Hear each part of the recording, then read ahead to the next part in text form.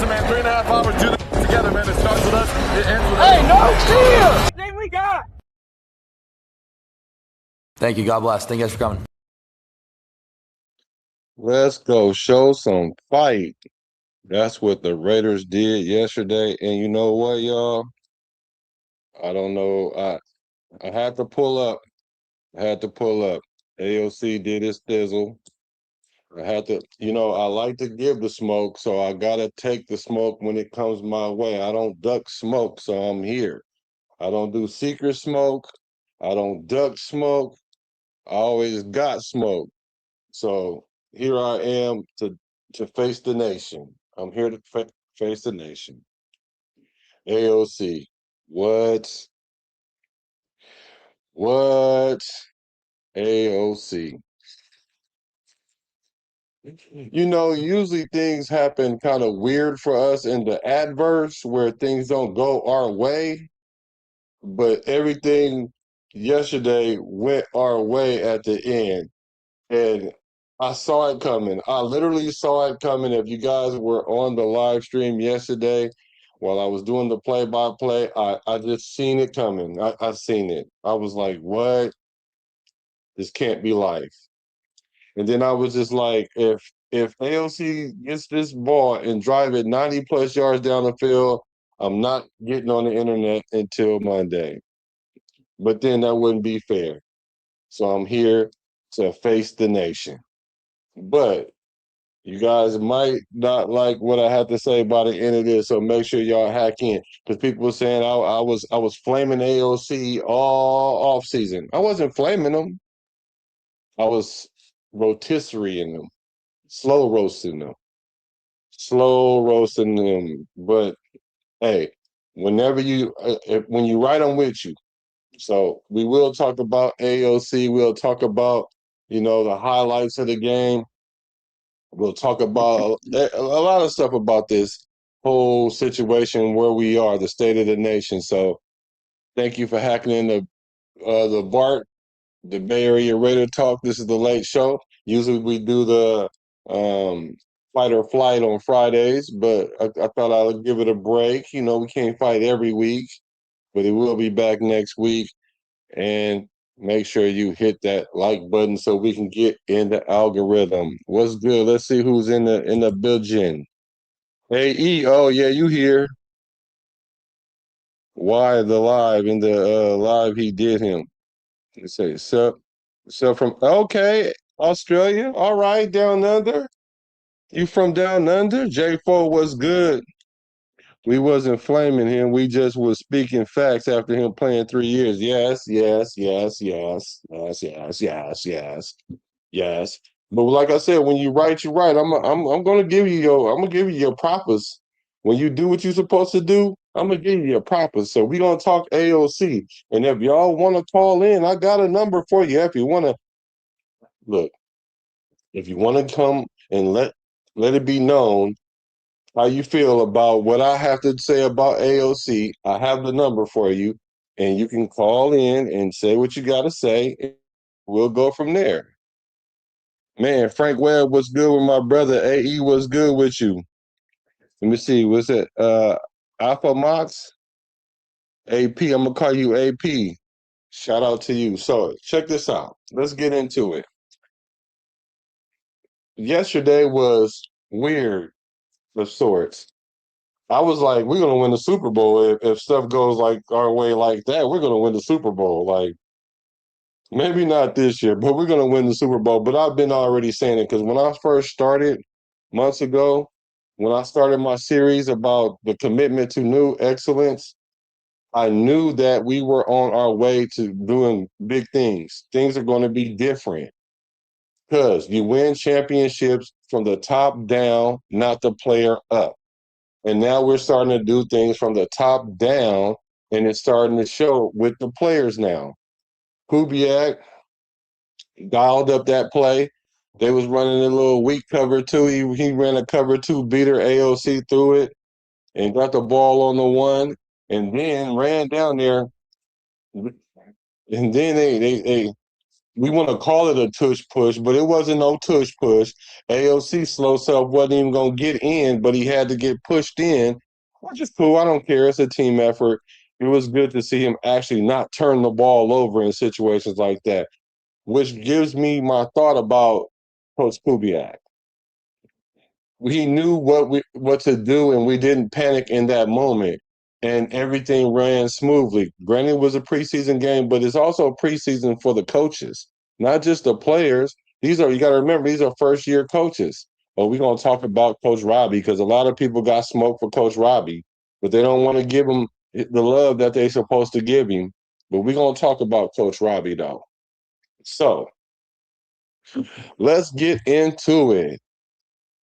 Let's talk about my guy. Let me show you who we're gonna talk about first. Bad intentions. My boy, bad intentions. Mike Washington Jr., M Dub. I call him bad intentions because he'll run over you and he run violently. Week 1 had 6 carries, 63 yards, 10.5 yards per carry. Week 2, 9 carries, 56 yards, 6.2 yards. Total carries, 15 carries, 119 yards, 7.93 yards per carry. Now, let's not fall too much in love with that. Just look at that as he's a competent backup, because I know how we are in the nation. We so deprived that we just look at everything in the most positive light, and when it don't happen the way we expect it, we look at it in the most negative light. So just don't think he's about to take Genty's spot. I'm just going to tell y'all first. Just don't do that to yourself. But what we can expect though is when Genty's not on the field, we do have a running back that can hit the home run, and that's what I love because defense cannot rest when you put the backup in. He can catch like Genty and he can run like Genty. So there's no drop off or very little drop off. So I'm loving what I'm seeing out of M Dub. Let's take a look at that run. Handoff is to the rookie Mike Washington, who they love. He's big. It looks like this is going to be stopped for really no gain, and yet he just finds a little bit of daylight, and he shows his ability to. Yeah, see? Let's take a look at it. The one thing about him is he keeps his feet moving. I like that. And this is another run in the inside for all these people that keep saying that he can't run inside. That was inside the tackles. He's showing it on tape. His 2 biggest runs are from the inside.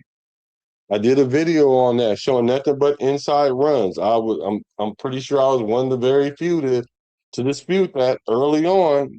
That's why you guys, if you want to do the education and you want to have the knowledge, y'all should make sure you subscribe to this channel. Because a lot of people just telling you stuff to make you feel good. They want your money and all that stuff, and then they want your views and they want the popularity and all that.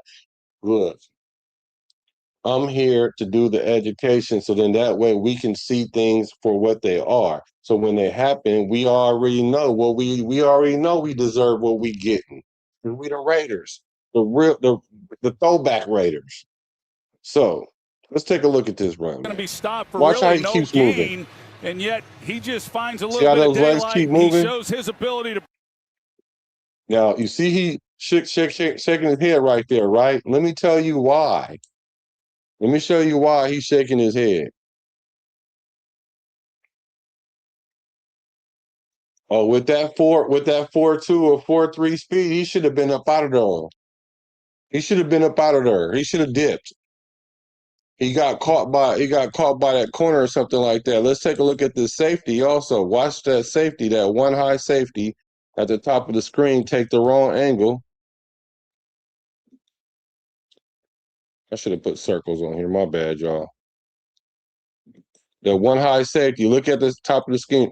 The far right where the safety is. Oh, my bad. Dang it. I don't like And yet about this. he just finds a little bit of daylight, and he shows his ability to. Yeah, he knew he should have been gone. But watch this safety. Watch how he goes, take a step back, come in. Take the wrong angle, boom, it's up to this corner to catch him. Man, that corner must run a 4-2 then. So he definitely should have took that to the crib. And the reason why I say he should have took that to the crib is because the very next play was when Mendoza threw the interception. See, that's how football kind of works like that. You know how sometimes you get a turnover and then the other team score, or you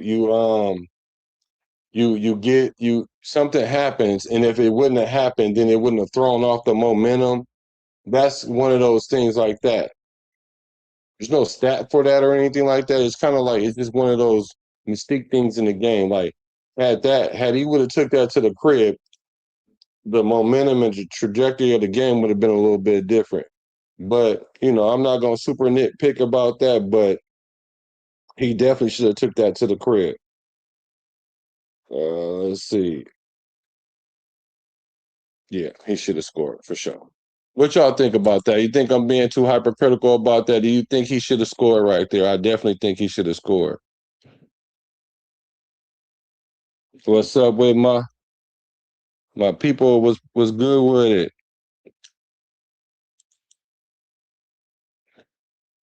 Oh yeah, y'all in full force tonight. What's a good play call on the goal line? It was a good play call on the goal. Oh, up for review. You know what? I've been looking for you, bro. He's not challenging for the starting role. Yeah, a lot of people say that though. If they can block, he can run. Absolutely. He's 100% the number two, but he's still missing assignments. Yeah, it's interesting that you say that, but he's a rookie, so we're gonna give him some time because they put a lot on his plate. And I'm liking how he's responding, but there's little like you said, little tweaks that he needs to add to his game that'll be very, very helpful.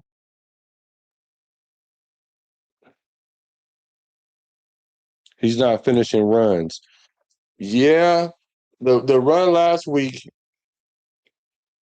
he almost ran out of that angle.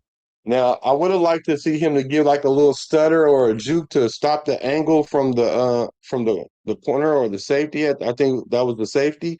Um, if he'd have slowed down and gave him like a little juke or like he was getting ready to cut in or something, he could have stopped him from running from the angle because he almost ran out of the angle and the DB caught him from behind, grabbed him from behind, so he was almost out of the angle.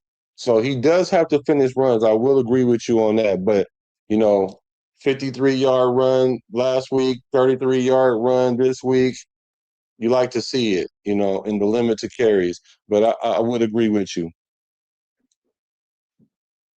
Big Mike Washington is really doing his thing. Just hope he ain't taking all Jenny routes he's gonna want out a year or two. No, I don't think so. I don't think so. See up for review.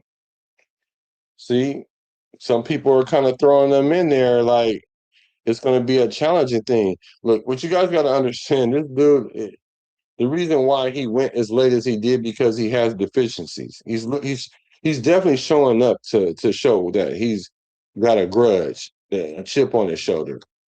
But you guys do have to remember he had 14 fumbles in his 3 years in college.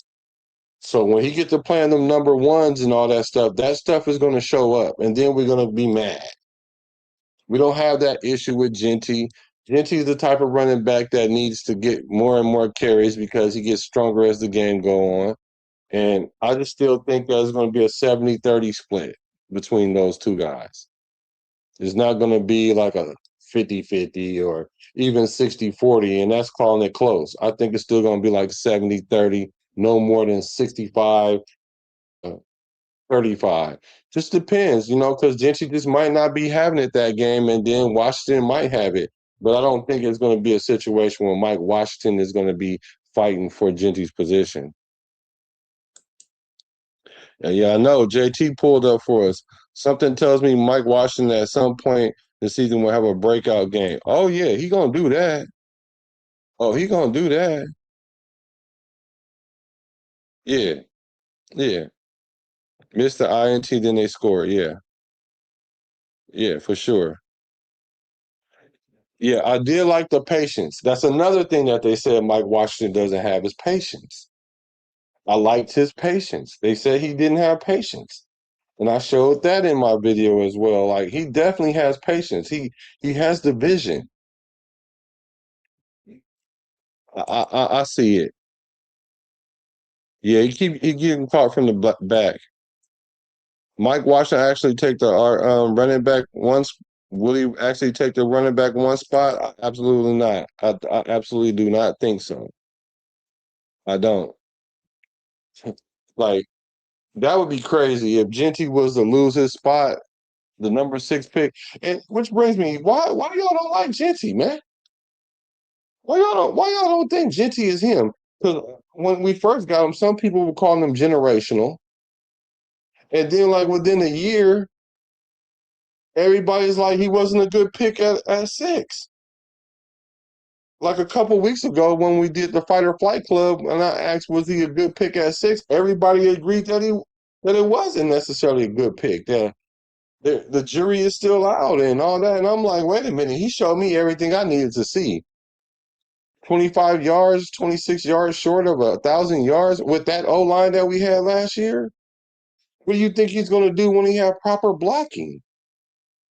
And these routes that they have, like Kubiak have these running backs on, they're not just like swing routes like Chip Kelly had them doing. He got them in the route pattern. And in the one route that I never really saw Chip Kelly do is put the running back, run a little curl for the check down.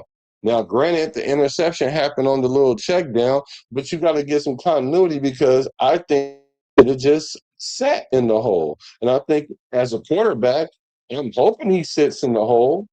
When you moving, now I got to throw it to where you're going to be at versus where you are. And when you're in the middle of the field, if you're drifting, I don't want to throw it and you run into a linebacker or a safety or a box safety.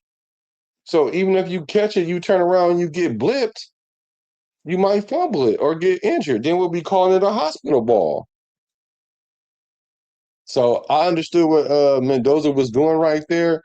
And it was just, that's something that you can work out, the tweaks. Let's take a look at that play.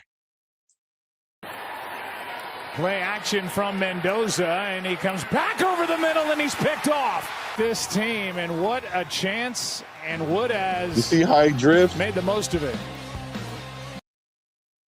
Now let's take a look at this play.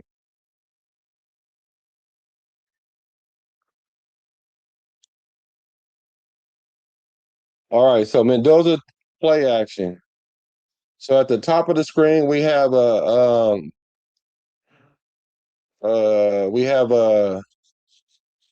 pylon route where they run to the pylon, to the back pylon, and underneath that we have a post corner. Well, no, I'm sorry, not a post corner, it's a corner. But they don't even really run post corners anymore. But it's a corner route, sail route, whatever. And then we also have the tight end with the fullback with a chip at the bottom, the top of the screen to the left side, and he's going to go out to the flats, which you could throw it to him, or you can go to the running back in the middle of the field. See how Washington is wide open in the middle of the field? Now Mendoza wants to throw this corner route underneath the pylon route, but looking at how that receiver ran that route is not really good. It's not a good, because there's a lot of open area where he could have ran over there and Mendoza would have threw him open towards the sideline, but being that it wasn't there, he goes to the check down in the middle of the field. Now he's supposed to really just sit there, but watch him drift. See him drift. See drift, and now that alerts the backer. Just ran up on it, caught the ball, and he was to the crib. Fernando, he does a good job and let's take a look. Recognizing that he doesn't have it to the left side. That's where the ball's intended. He's going to check. See that chip by the fullback, by Connor? Get down to Mike Washington. The flat. He could have threw it to him in the flat. Maybe that's where he should have went. But look at in the middle of the field, wide open. If he just turn around and stay there, he can put the ball on him. expects Washington. But Washington drifts to the left, well, to his right, the quarterback left. Now the ball going right to the linebacker Just sit now. it All he got to do is catch it. down right And there. then he's 88 Instead, out he the gate. drifts. Let's take a look at that one more time.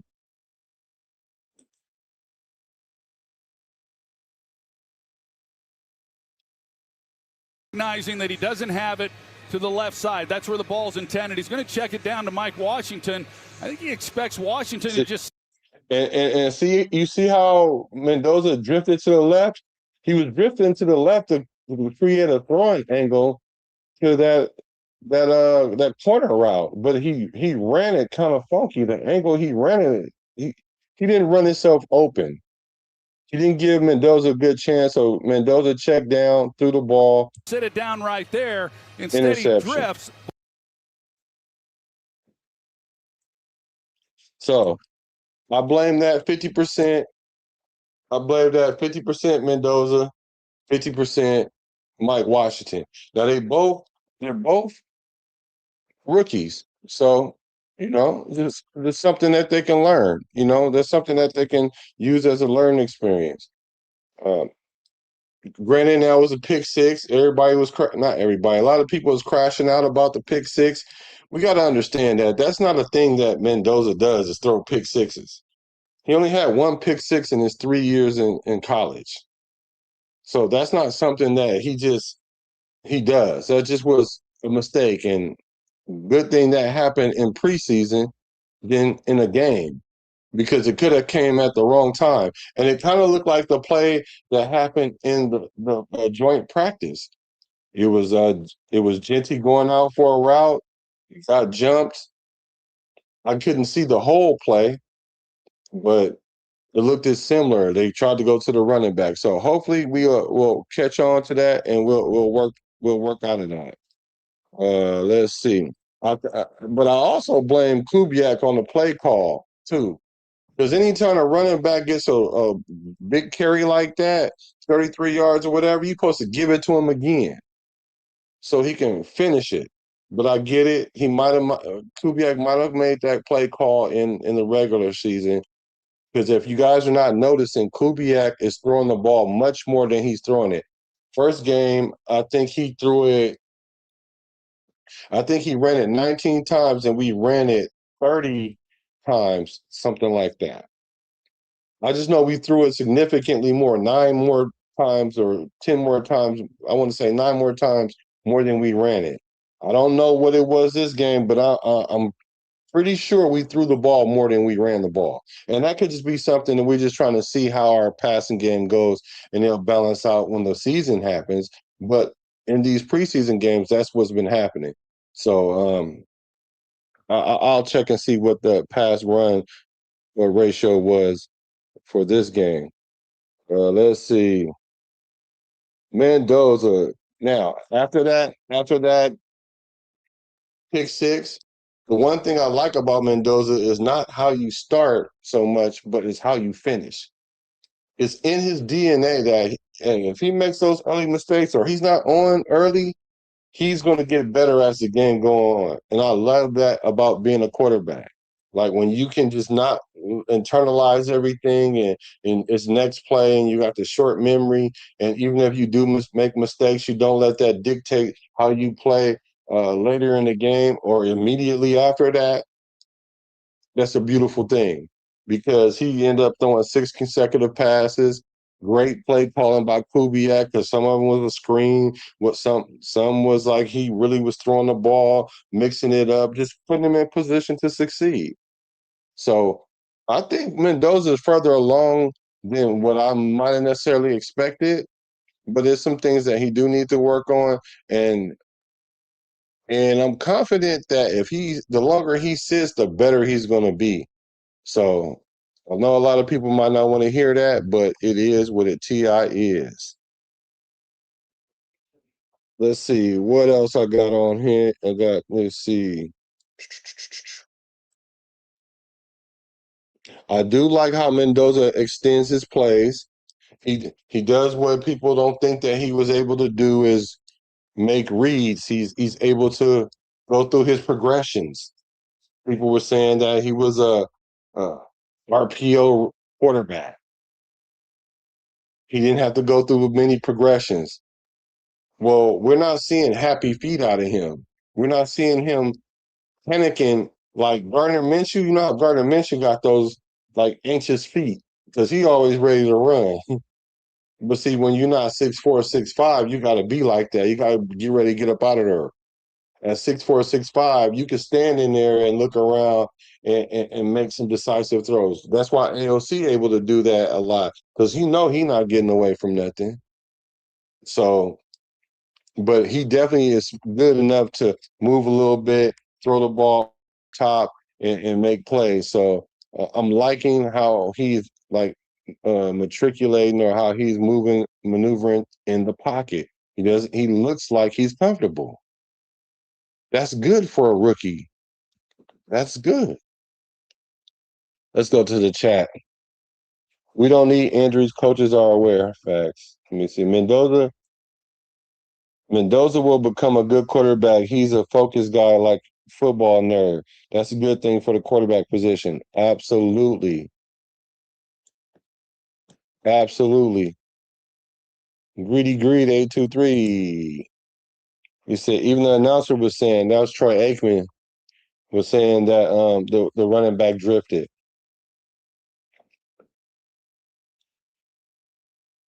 Frank Webb says Fernando was behind the receivers a few times earlier in the game. It was only a matter of time until it happened. He said, "What is a car sexual? It's it's something likened to a nandosexual."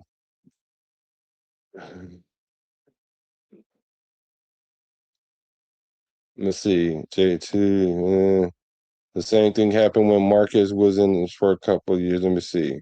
Only if Andrew, maybe you guys are talking to each other. If you guys got questions for me, put the Q before what you have to say so I can see it, or send a super chat to get priority. Or if you in the membership, you'll let me know and you guys get priority priority reading of your chats or your messages. I try to get as many as I can, but when I'm cooking, sometimes I don't see it, and then I might not catch what you want to say because I want to engage with you guys. So let's see. What was the next thing we was gonna see?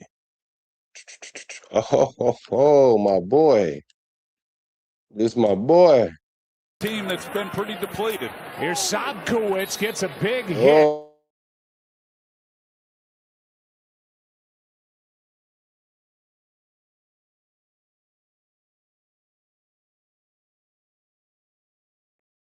Oh. Steady drift. All right, here we go. 3-1. 3-1 in the building. I was wondering where my boy Stooks was. He was having a rough first game. And look like he's not slated to start yet. It looked like Paul Miles on to start just because he got the experience. But I saw Stooks play well yesterday. He showed up on film. He had a few tackles. And let's take a look at this hit. Team that's been pretty depleted. Here's Sobkowitz, gets a big hit, and on 3rd and 9, he's about a yard short and close, but he's not a big guy, and he got hit hard. On that 3rd and 9, which was big. So Stooks on that first drive, he had a tackle, one for no gain. Then he had an open field tackle. And on that 3rd and 9, he had a good hit. He had sticky coverage. They had him playing in the nickel. Also, looking at the all-22, they had the Raiders were playing the 3 safeties, similar to how he was playing in college. So I'm seeing Coach Robbie going to do some of that, which I anticipated. So it was good to see Stokes. Let's talk about this defense. Because I'm gonna give AOC his moment. When I talk about AOC, we're gonna talk about exclusive AOC. I don't want people to zone out because I'm talking about AOC. But Because I think a lot of people think I don't like AOC. I just love competent quarterback play.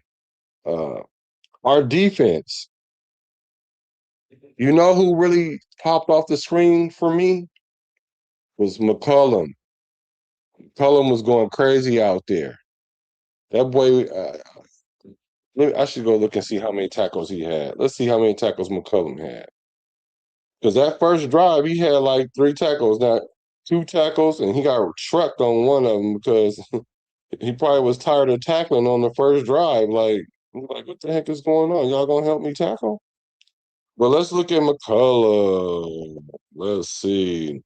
He had 7 tackles yesterday. Oh, my boy had 7 tackles too. Oh, okay.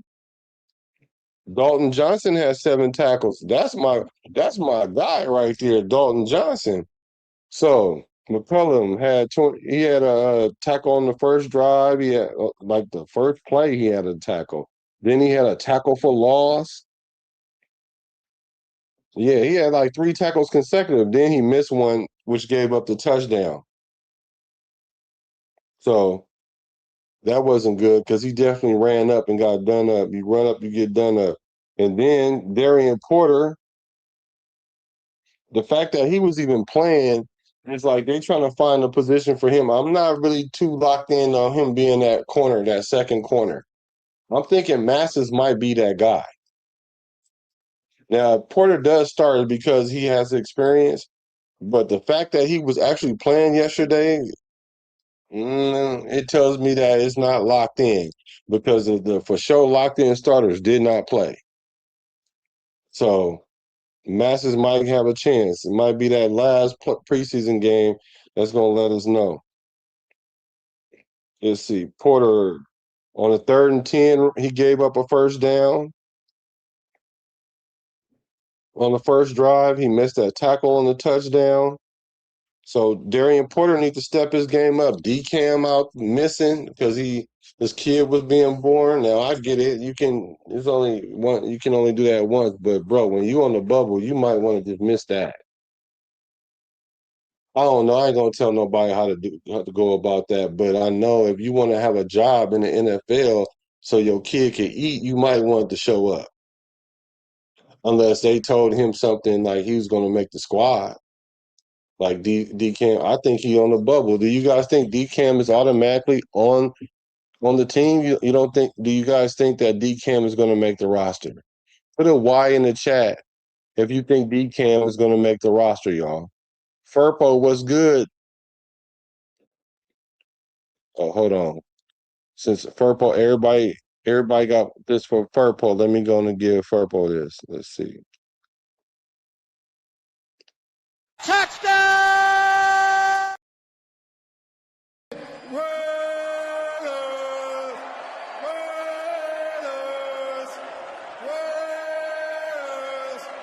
Yeah, that's what I'm talking about. Yeah.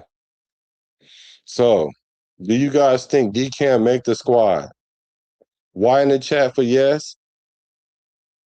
No, N in the chat for no. First kid different than 12th kid, right? Let's see. Stooks and Masters and McCoy played much better in game 2. Absolutely.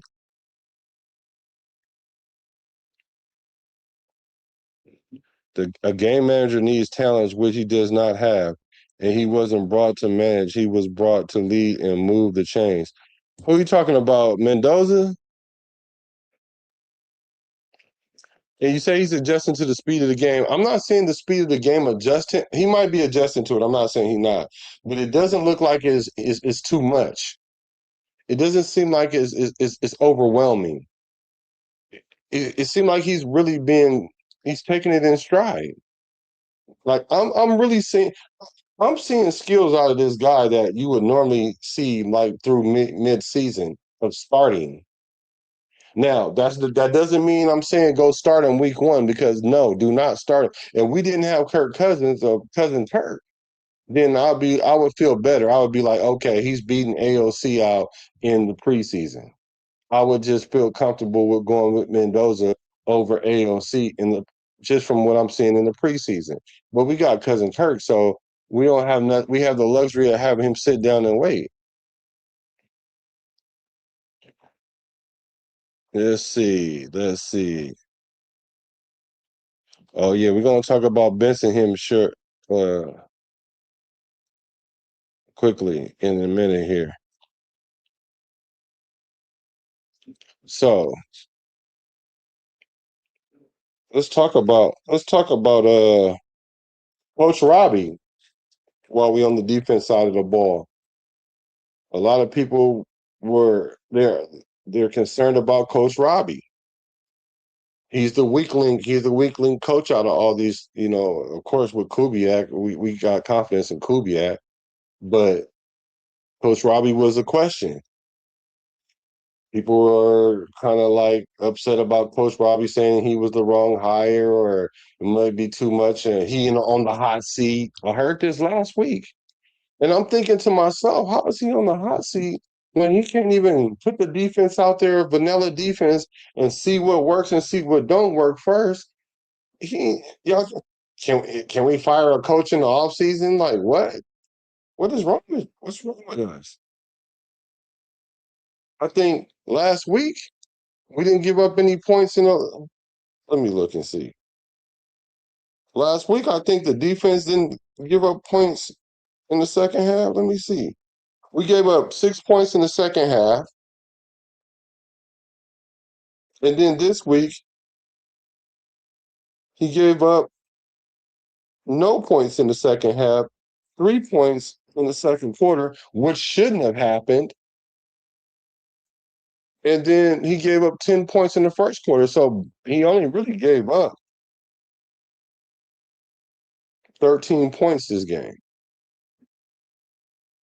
Now, what I did not like, what I was looking for is our penalties. Like, what is going on with these penalties?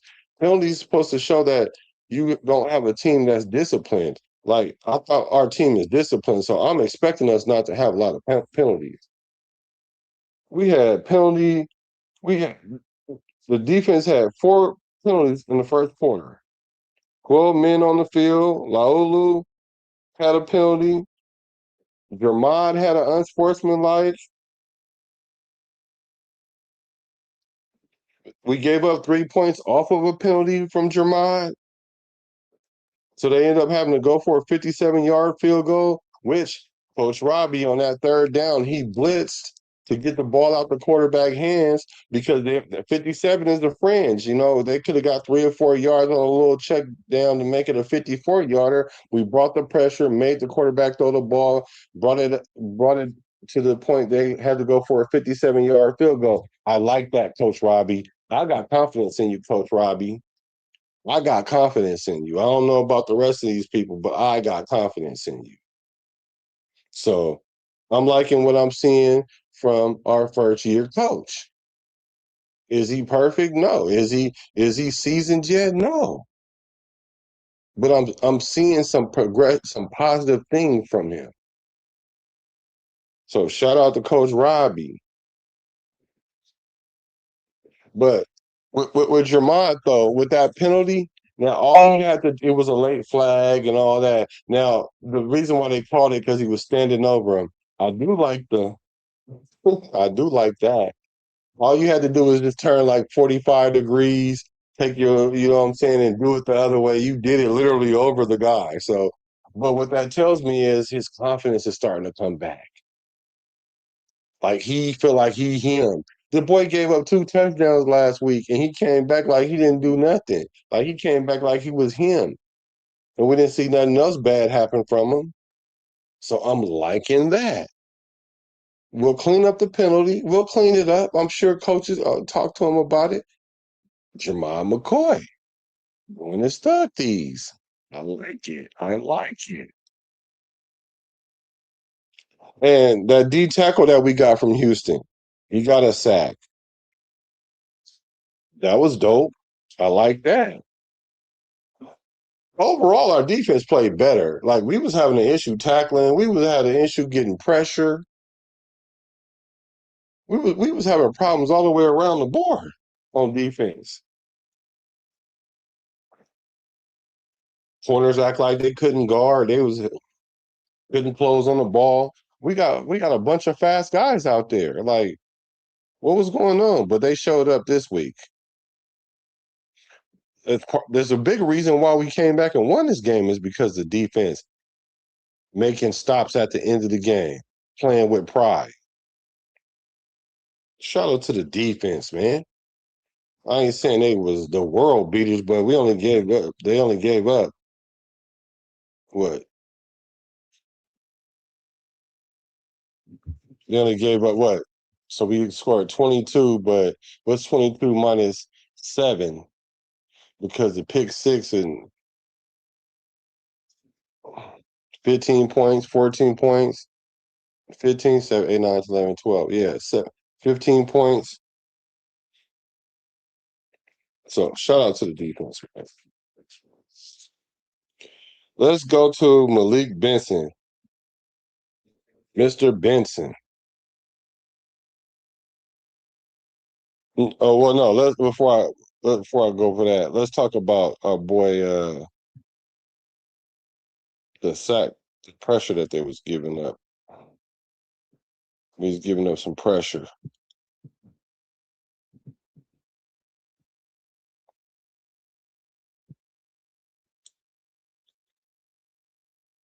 Line, and he just gets a direct shot. Nothing he can do here. He doesn't even have time to try to escape and get out of the pocket. Yeah, let's take a look. I thought it was Meredith, but it looked like Mafi would miss his assignment there. What's going on here, man?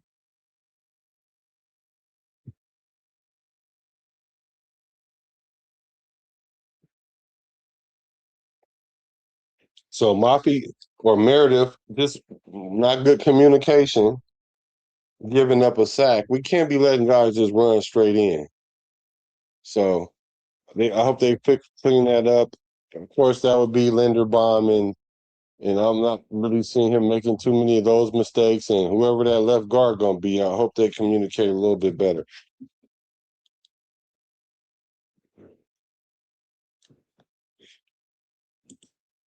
Let's take a look. Let me see if I can do it this way.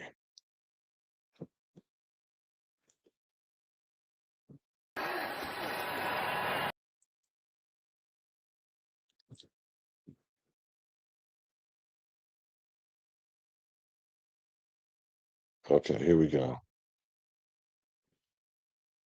Number 1 in this league just dropped it. And that's a perfect throw. And that's some of the accuracy. If he catches that ball, nobody really talks a lot about the ball placement. Malik Benson, 2 drops. I didn't like that. On 3rd down, both of them on 3rd down. Now, if that was Jack Besh, I don't know. But let's look at the route. Top of the screen. He got about 7 yards cushion. Got to get to the 1st down. Look at the route that he run. Nice. Looked like he was going to give him a slant or maybe even like a post, and then ran it to the pylon. Nice open route. The ball goes to him. Drop. Would have got the 1st down, maybe even some more yards. Let's take a look at that again. StreamYard acting weird, y'all, so be patient with me.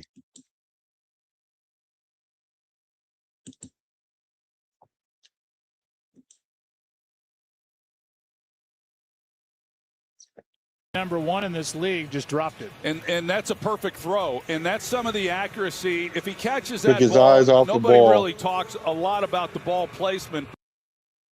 Look at that route. Little post, go to the nice route concept, just did not finish the play. So Malik Benson, up and down. This is the first time we kind of see him not play up to the level that people expected. Some people were slotting him as a number 2, that he can be a potential number 1.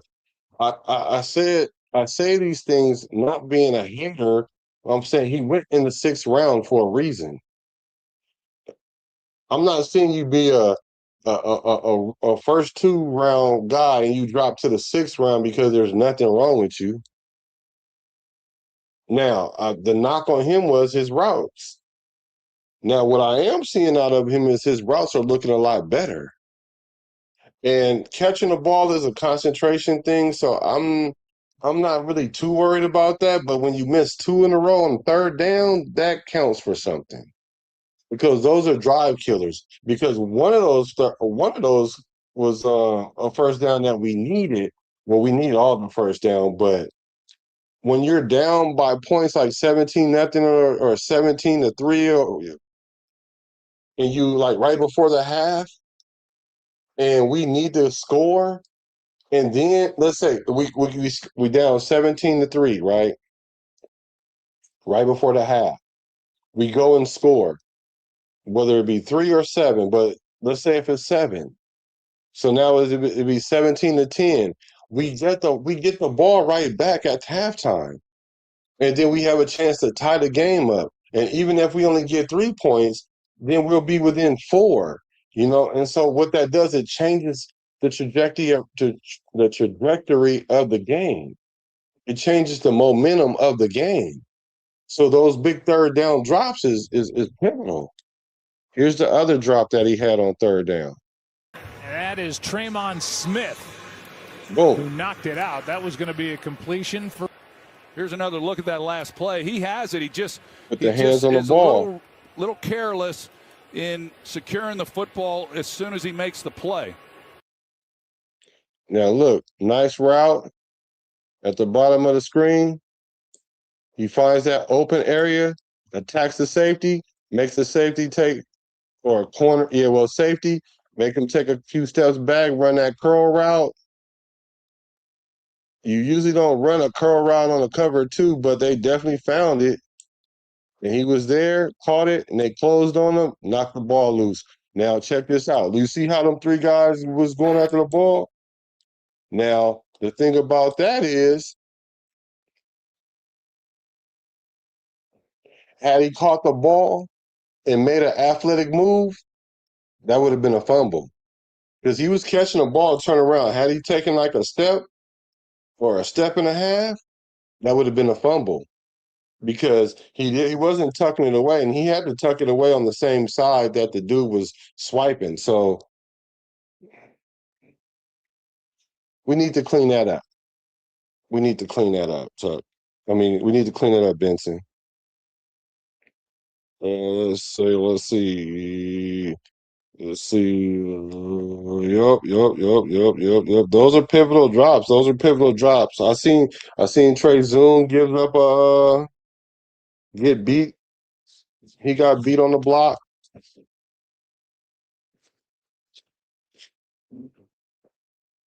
Let's see what you guys talking about. Let's see. Let's see what we talking about. Hard to evaluate coaching schemes in the preseason. Preseason about coaches seeing stuff, not showing stuff. Exactly. I agree. Again, take away the pick 6. Our defense playing much, much better. They showed up. Yes, I agree. Yeah, I thought Meredith double teamed the wrong guy too. But I also saw in other parts where he, like he did in that play, is he put his hands on that guy and helped double team the guy to the right. And then it looked like Mafi, he tried to get back in front of him, and he was probably trying to pass him off to Mafi because Mafi was supposed to get him, Antonio was supposed to get him, but it was a miscommunication there somewhere. I've seen Meredith do that all last year. Like I'm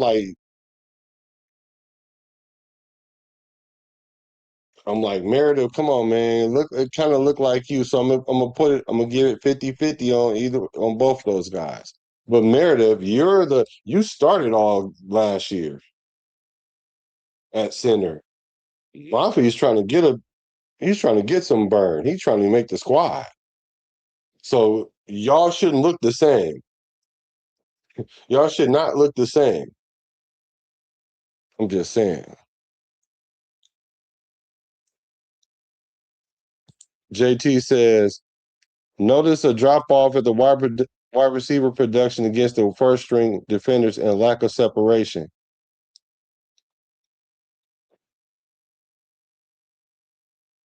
First drop was him trying to make a play and lack fundamentals. Second was the dropsies and lack of confidence. Yeah, that can happen. When you drop that first pass, you get in your head because you're like, I don't want to drop nothing.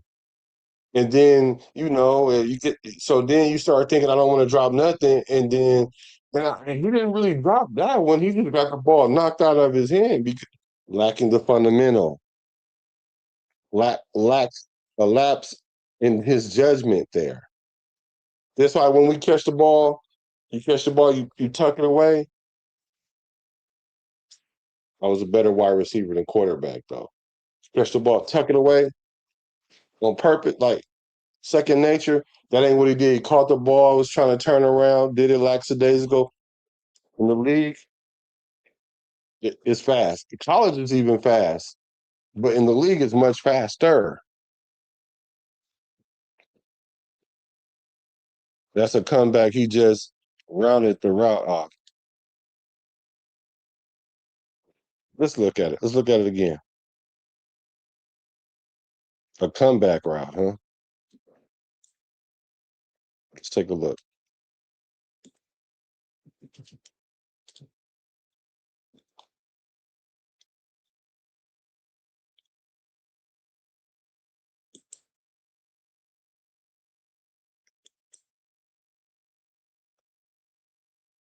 That is Tremon Smith, who knocked it out. That was going to be a completion for. Here's another look at that last play. He has it. He just is a little careless in securing the football as soon as he makes the play.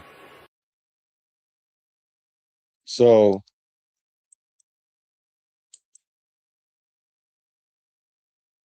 he ran about 10 yards here and turned around. He didn't come back. He didn't really come back to the ball. Come back like 2 or 3 yards. But that's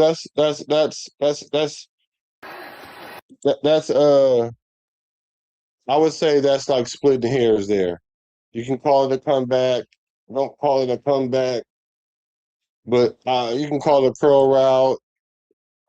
That would be me splitting hairs there. But yeah, he still should have called it that. Yeah, close to coughing it up. He has a bunch of bad habits from college. Ooh, well, he needs to break them bad habits. Yeah, his cuts aren't so sharp, and that's what I was saying earlier. That's the knock on him.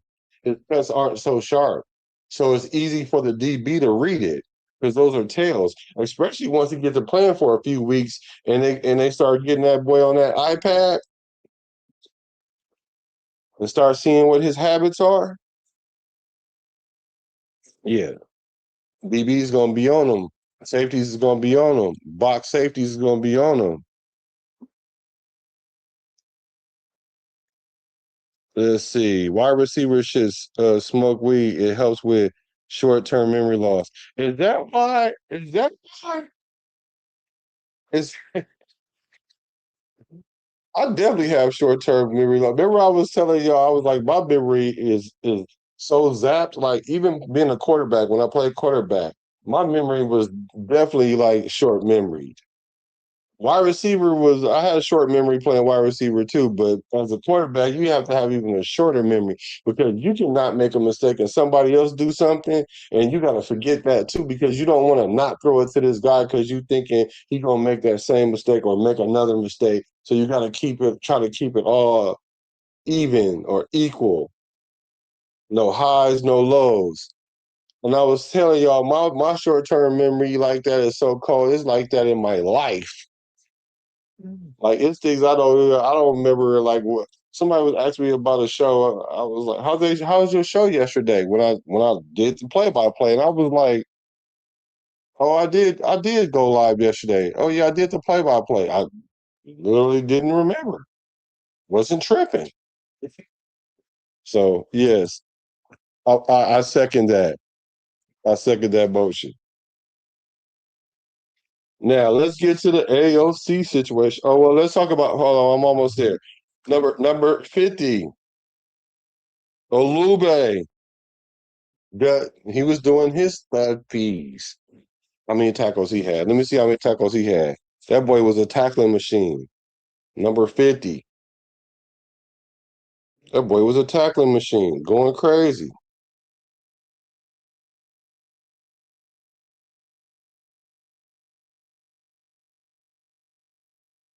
Let's see how many tackles he had.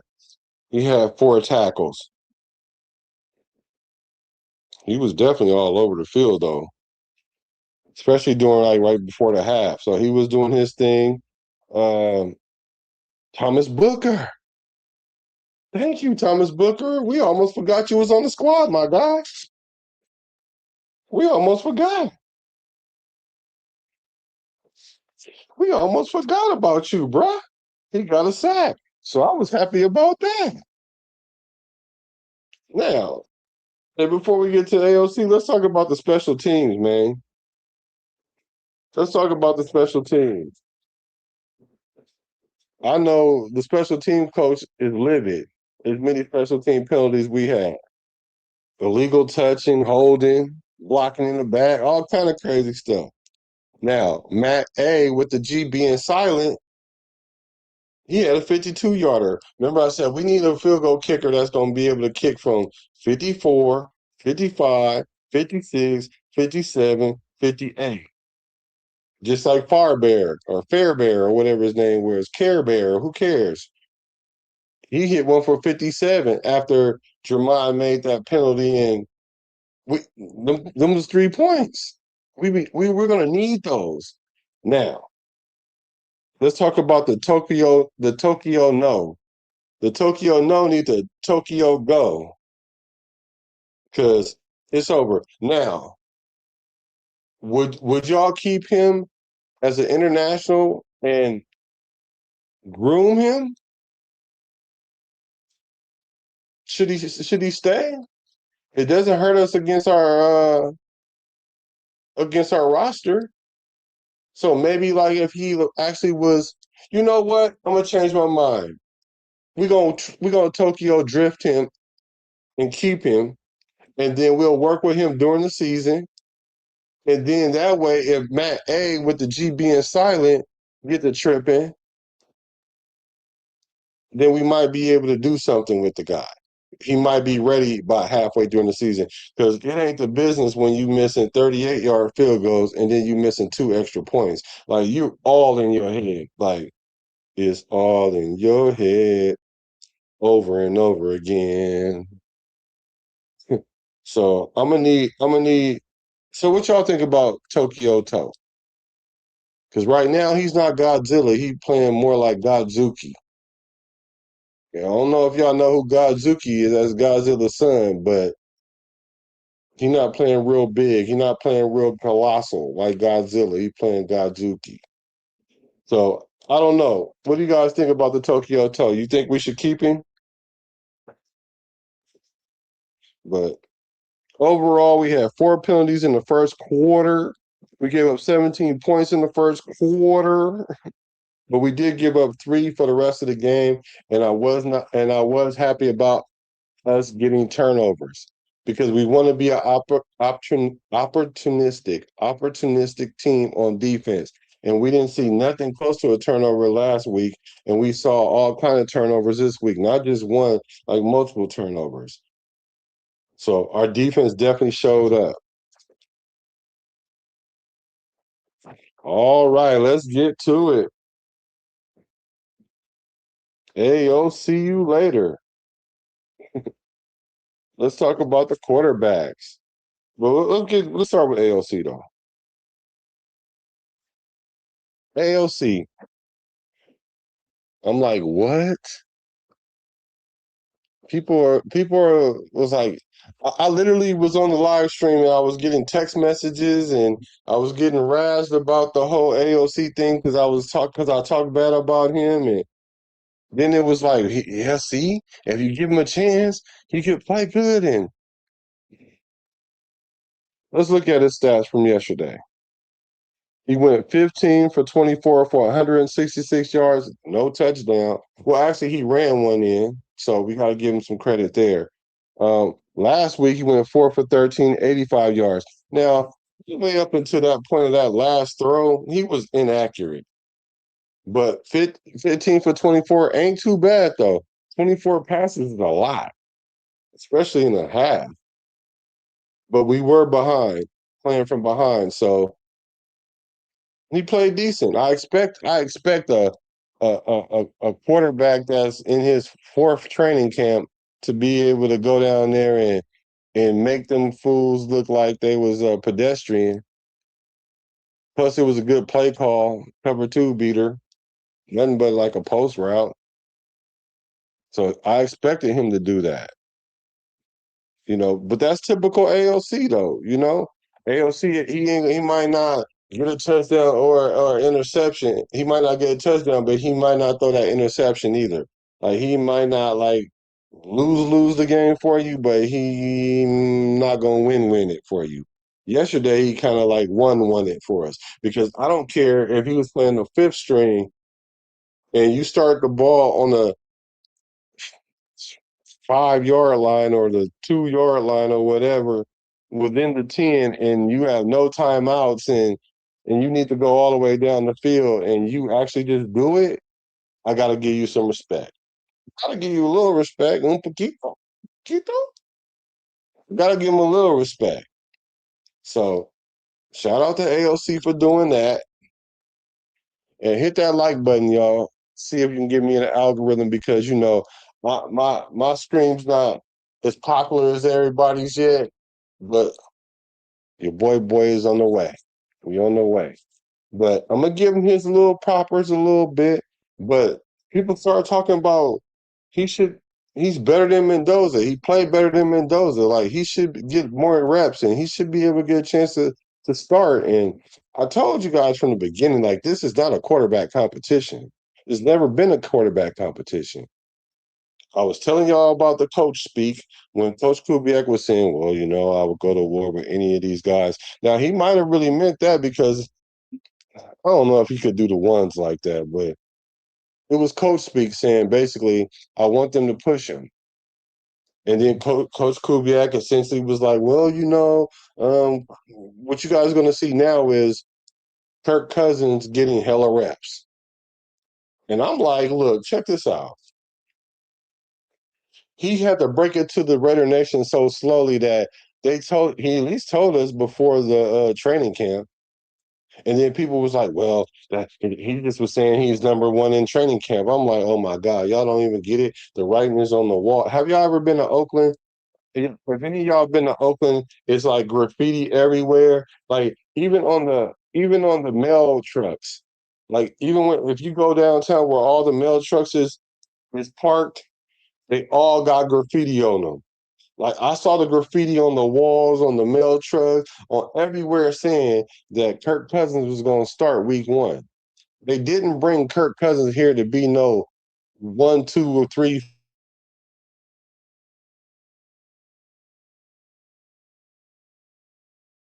Atlanta. That's the reason why he was tripping in Atlanta because he's like, wait a minute, y'all just dropped me the bag to be the franchise quarterback, but then y'all went and draft this guy Penix, and then y'all thought y'all had something with Penix, so they started playing quarterback carousel games with him. And then he ended up getting hurt. So they was like, "Ooh." So they put Penix in. And guess what? Penix ended up getting hurt. And then you had to go back to Kirk Cousins after being on the injury.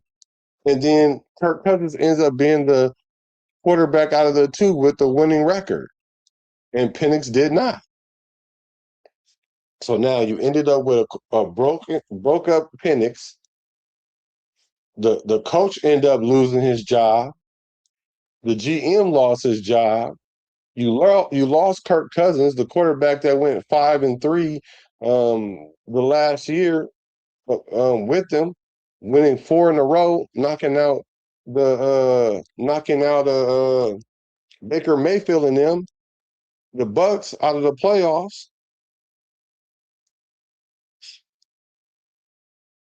Atlanta ain't gonna win nothing. Now they got Tua out there, concussion prone Tua, and Penix out there fighting for a job. But then they brought in, I think, Rittler or somebody.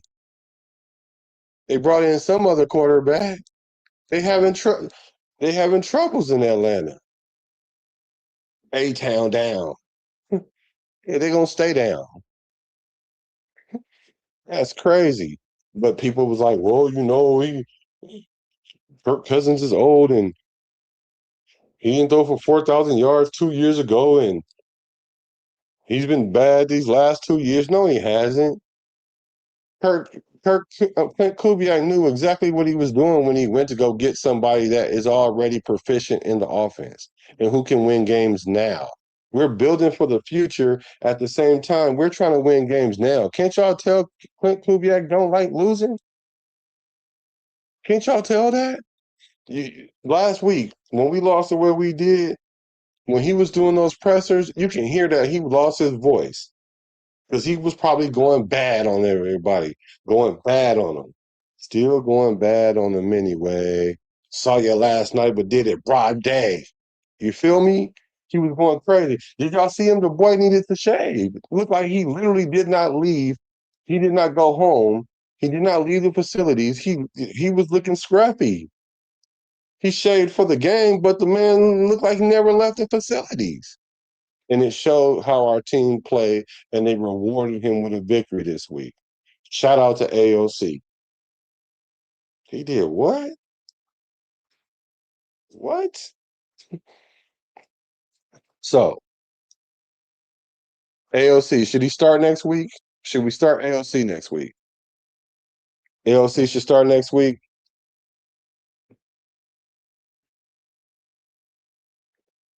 I don't know. I think he should start next week, I guess. Do a nice little scout team touchdown. He boosted his ratings up. He boosted his ratings. So maybe his trade value went up by doing that. But all the way up until that point, he was inaccurate, though, for real. So I don't know. AOC is still the AOC that I know. Let's see. He said no. He said no. Can we see Jacob Clark? You know what? I want to see Jacob Clark too, but I think there's a reason why they're not playing Jacob Clark because we want to put him on the practice squad.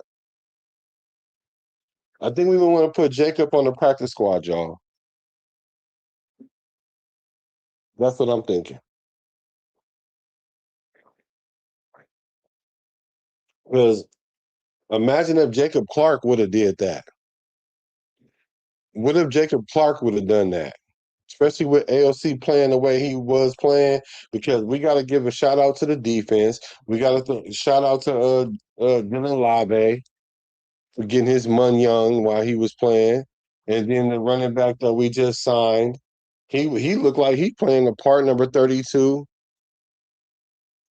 So I think they're trying to hide Jacob Clark. Clark is not a pro QB. I don't know that. Give the reps to Nando. He needs to let AOC build confidence against twos and threes. Bueno, what's good with you, brethren? You want to start Mendoza again next week? Okay. Practice squad. Keep him. Oh, you saying put Tokyo Toe on the practice squad? We should keep him. Not wasting the international on a kicker unless there's no one else to use it on. Who else we gonna use it on? We got rid of Laffy Taffy. We got rid of Laffy Taffy. Or Locky Tossie. I liked him though. Let me see. Let's see what you guys are saying. Okay, so here's a QB situation. Here's the situation about the QB as I see it. I do think they're trying to hide Jacob Clark. They didn't want him to play better than AOC. They definitely don't want that to happen. Because then AOC trade value goes down. So Kirk Cousins is starting week 1. I heard somebody call him, he's essentially Mr. Miyagi. I like that. And Fernando is the Karate Kid. So it's going to take some time. Kirk Cousins doesn't have no arm. I'm not buying that. Now I'm about to go look at his games from Atlanta last year to see if he threw any deep balls. Kirk Cousins is the type of quarterback. He's not black and white quarterback, as I said in other videos with the Steve Smith Jr. Senior Steve Smith Senior video. He's a black and white quarterback, and what I mean by that, either you're going to be where you're going to be at, so I can throw the ball exactly where I need it, or I'm going to go somewhere else with it. If you're in the gray area, I'm not really messing with you. So if you running a route that he expects and he think he can get it there, he's going to throw it there. I don't think he has a problem with his arm strength. He's not been he didn't have the biggest arm to begin with, but he definitely ain't Phillip Rivers or Garoppolo. Garoppolo couldn't throw 25 yards. So Angel was good with you. Welcome. Captain Kirk can still play the game and can sling the ball. That's what I say. That's what I say. AOC has zero trade value. I don't agree with that. I think he definitely has some trade value. I think especially if we keep him into the season and the bye week run up on like the trade deadline coming, somebody lose a quarterback, he can end up in Atlanta. He can end up in Atlanta, not Arizona. Uh he might even end up in no, I said not Minnesota. I meant Arizona. He can end up in Minnesota. He can end up in Atlanta. If if if Geno Smith goes down, he can end up with the Jets. I think he can end up with one of those teams. So let's talk about Mendoza. His pick six, like I said, he only had one all his college career. Last week, people wanted AOC to start over at Mendoza. This week they want to put him under AOC.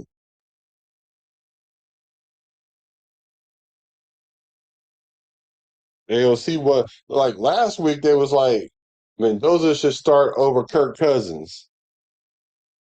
This week Mendoza might not be ready and AOC needs to start over him. Like we need to chill on that. We need to stop because let me tell y'all what it is. Let's just put this in our mind now and just be happy with it. It's Kirk Cousins' job to lose, just like Coach Kubiak said. It's his job to lose, but it's going to take a lot for him to lose his job, barring an injury. If we go 2-4, no, it's not time to put Mendoza in. What it's time for Mendoza to do is see how Kirk Cousins prepare when we slide in 2 games. How do you respond to that? Do I think that Mendoza will be receptive to it and will be good enough to be able to do it, even if he had to now? Yes, I do think so. But I think it's even better if he learned how to do it from a professional. Like Mendoza just said, he just drove himself to the game for the first time last game. He doesn't have his preparation down yet. He doesn't have all the nuances yet. He's not comfortable in the position. Now we late in the season and we're 2-8, 2-9, or something like that. Then yeah, Kirk, it is what it is.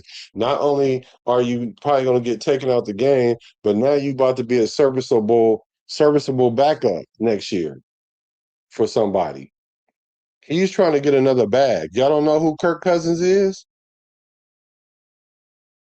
He's trying to start somewhere next year.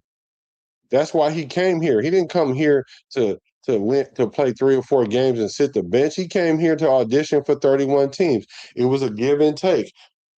Coach Kubiak told him, "Look, I need a quarterback that I can rely on," and Kirk was like, "Look, I'm not trying to come there if y'all gonna put this guy in and I'm only playing the best couple of games.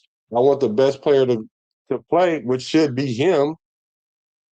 He was absolutely confident he's the best player, like of course, with all his experience, and he could play, and he won 4 games in a row last year. When was the last time the Raiders won 4 games in a row, y'all? The 2019. So he's capable. He's viable. He's trying to get him another starting position in one more bag. He's trying to get him one more bag. So he's not here for no 3 or 4 games, y'all. So we need to get that out of our mind too, because that's what helps us. That's what starts that delusion and that emotional roller coaster that these our fans like to go on. Start chanting Mendoza, and then Mendoza go out there and don't play well. Then what we gonna start chanting? He's a bust. Let's not do that to ourselves. Yeah, I'm liking him going through his progressions. Like I said, he's patient in the pocket, which is good. The speed of the game is not overwhelming. He's confident. He's playing well under center. There's a little footwork issue that he's going to work out, and I think it's going to take probably about like halfway through the season where it can become second nature. It's not the biggest of things about his footwork, but those little things in the footwork do make a difference. Like there was a throw that he was throwing to, I think he was throwing to Benson, and the timing was off. He had called an audible at the line, and and Benson took off on a route, and he was running a comeback. This was a comeback, and Mendoza threw it early because he didn't drop enough. Because it looked like he was expecting it to be like a short hitch. No, it wasn't comeback. I'm gonna call it a hitch comeback, whatever. Splitting hairs again. And his footwork did not match the steps of the wide receiver. See, that little stuff like that, it'll take some time. But I do like his footwork overall. I like his platform. I like the way he's able to throw the ball. Sometimes he's a little open when he throw the ball when he's throwing it here, but he's being accurate there because he's making sure he's able to throw it over here if he wants to. I'm just liking what I'm seeing, how he's just manipulating the pocket, how he's responding to the pressure. And he's playing with the backup line, y'all. He's playing with the backups. So it's going to only get better when you put the starters in there. And Kirk Cousins is going to be light years better at this point, and it's going to show. It's going to show. While y'all was talking bad about how he looked like an old man running, then he busted out 50-yard sprint to the locker room on y'all. Let me see. What is hard? Yeah, yeah, he's hard. And another thing I like about Mendoza is he's not taking unnecessary sacks. He knows when to throw the ball away already. See, for whatever reason, this is just something I just happen to already know. Like, bro, get rid of the ball. Like, sometimes you wonder why quarterbacks hold on to the ball as long as they do when ain't nothing there, and they don't throw the ball away. They take the sack. Like it's probably just something that's just not in their head already ahead of time. But certain things like that, you gotta have a clock to go off in your head. Throw the ball away. Throw the ball away. Throw the ball away. Throw it out the back of the end zone. Throw it out of bounds. Throw it at this lineman. I mean, this wide receiver feet in the vicinity. It's something you kind of already got to have in your head. So overall, I'm liking Mendoza where he is right now. Do I think he's better than Kirk Cousins? Absolutely not. Do I think he's better than Aidan O'Connell? Absolutely. Do I think Aiden O'Connell is terrible? No, I don't. Do I think we got the best quarterback room in football? Yes, I do. Do I think Aiden O'Connell will get traded? Yes, I do. Do I think he got some trade value? Yes, I do. What is his trade value? Like a fifth rounder. If a team is desperate, they'll give us a fourth.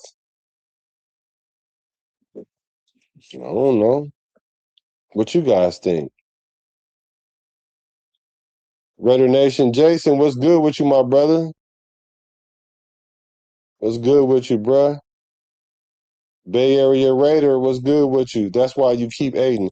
Now I can see why we keep Aiden because in the event that Kirk Cousins goes down early and you wanna you wanna buy more time for Mendoza, but the Raider Nation ain't gonna want to see Aiden O'Connell. They're gonna want to see Mendoza. If Kirk Cousins goes down for sure, they definitely gonna want to see Mendoza. Now me, I would, if let's say if Kirk Cousins had the same kind of injury, kind of like how Geno Smith got hurt last year, you out a couple games, and if you put Mendoza out there and he plays very well, it's going to be hard to take him off the field. Like if he win 2 games or something like that, then you put yourself in a kerfuffle where now you got to deal with the fans. Like Clint Kubiak don't care about the fans because he's not on social media. He don't care about what the fans how he should coach his team. But if you do that, it's going to be kind of be like in the building. That's going to kind of be like, it's going to seep in. So if Mendoza's going to if Clint Kubiak want to avoid that, what he has to do is put in AOC if he's only going to play for a couple games. Because if AOC win a couple games, we'll be happy for him. But he's not a starter. The fans aren't going to be there to see AOC. They're going to be there for Mendoza. Win, lose, or draw, they're going to show up for Mendoza. They're already in love with Mendoza, and he ain't even the best quarterback on the roster. They just a lot of these fans, Nando-sexuals, they're out there undermining Kirk Cousins, hoping that he doesn't play well so they can hurry up and get Mendoza in there. And then there's some fans they're closet Nando-sexuals, but they're not full blown. So what happened is they want Fernando to go out there so he can fail, so they can say, "See, we should have drafted back. We should have waited till the next year when all these quarterbacks is in the draft." Fernando in any other year, he wouldn't have been a number one draft pick. He would have never been a number one pick. Like all these people think I forgot all the stuff that they were saying about Mendoza when we first got him. So it's a crazy dynamic there. He would say he'll be fine, he'll learn. Now, if Kirk Cousins leads us to a Super Bowl and win, like Sam Darnold did with the Seahawks last year, it would be one of the craziest stories ever. No, it would be the craziest story ever. It wouldn't be one of them. It would be absolutely the craziest story ever. It would be crazy because the Raiders won a Super Bowl for one. It'd be crazier because they won 3 games like 2 years in a row, or like 4 games and then 3 games or whatever. That would be crazy within itself. And then the fact that Kirk Cousins at 38 comes in and win a Super Bowl, it would absolutely be the craziest of all time. Now, last night when I saw AOC do his big one, I was like, "We gonna win the Super Bowl then." That's not outside the realm of possibility because, like I said, normally when things go crazy, they go against us. That went right, and the thing about it, I seen it coming. I literally seen it coming like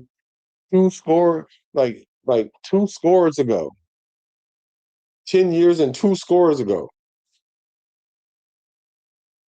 Like I literally seen it before the lobby touchdown. I was like, "Oh my gosh!" And then once the defense made they stop and all that stuff, and the defense was going crazy, I was like, "Oh my gosh!" Then they punted the ball, and we got the ball on the whatever, and I was like, "Boy, if that it's enough time to score."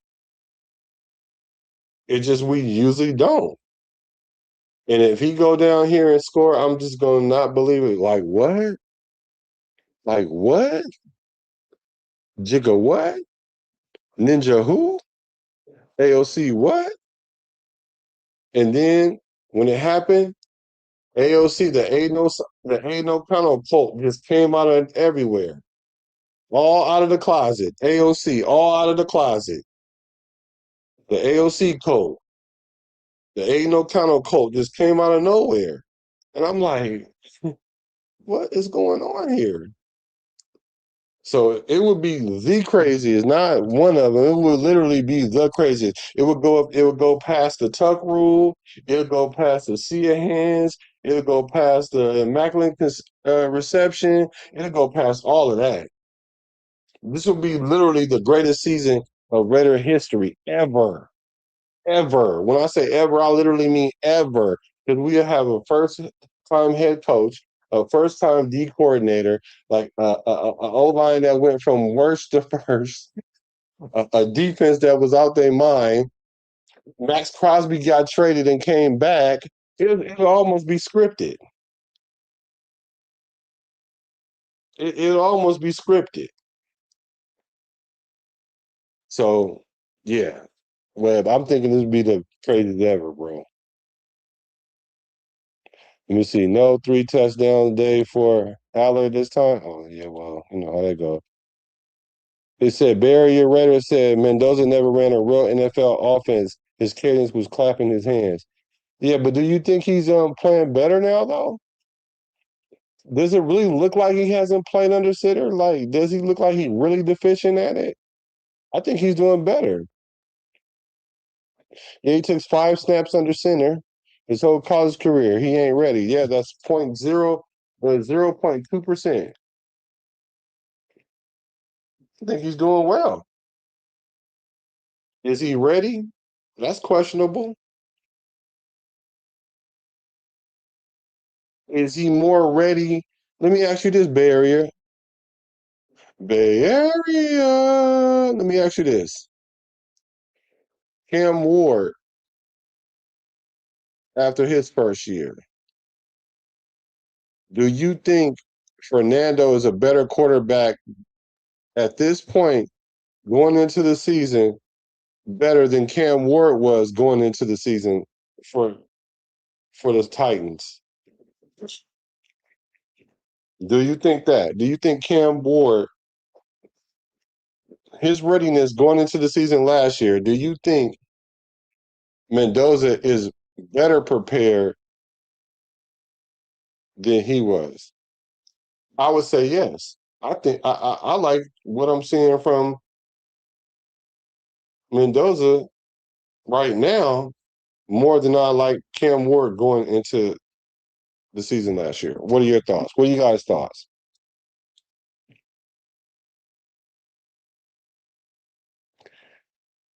He said Dark said F AOC.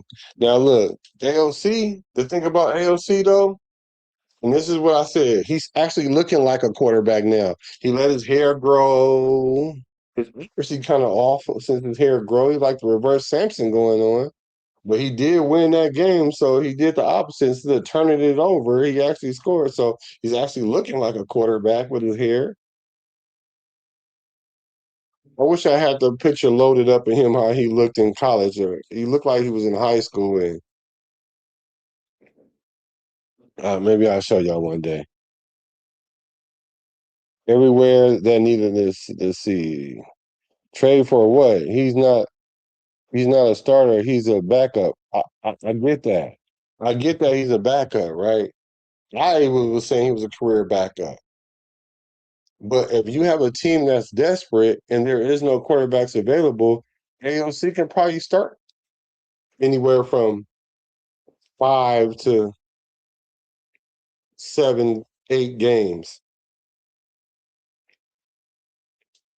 and maybe win you 2 or 3 of them on accident, like last night.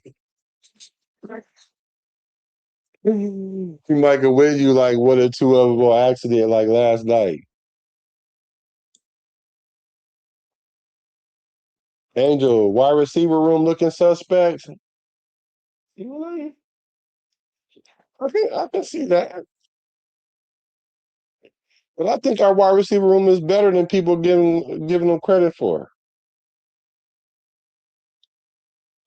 Barry Raider said, give him the clipboard, give Mendoza the clipboard for the rest of the year. I'm not opposed to that.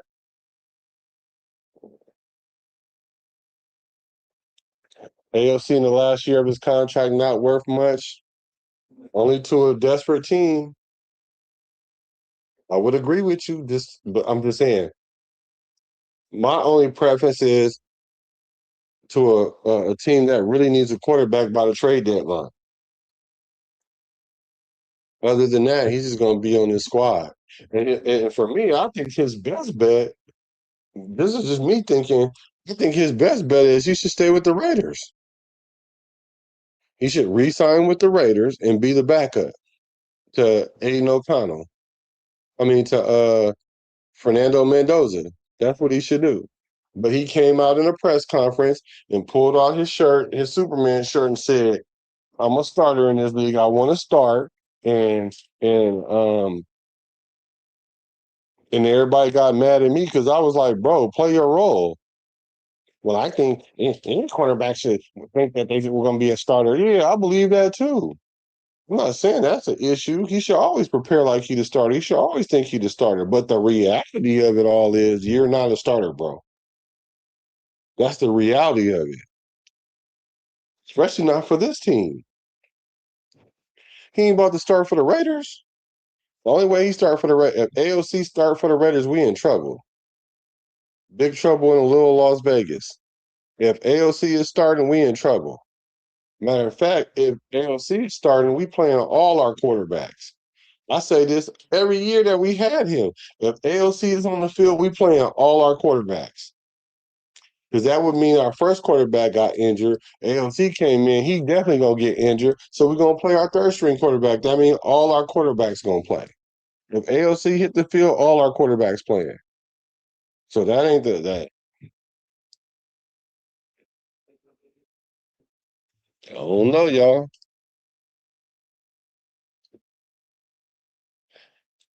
He said the Broncos lost. They lost big. It's kind of weird because the Chargers put up 27 points on Houston, right? And I was trying to tell people was ignoring me in their chats. Y'all know who y'all are, whether y'all commenting on this or not, you other content creators and all that, and y'all was talking about this. Well, Houston is this, and Houston got that, and Houston is all this, and Houston is all that. And I was like, well, why did the Chargers put up 27 points on them? And then the Chargers go on, and then like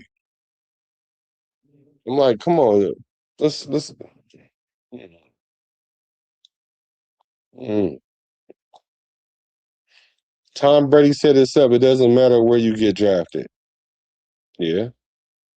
Ooh, Raiders versus the ooh Raiders versus the Rams, the silence of the Lambs. We can silence of the Rams.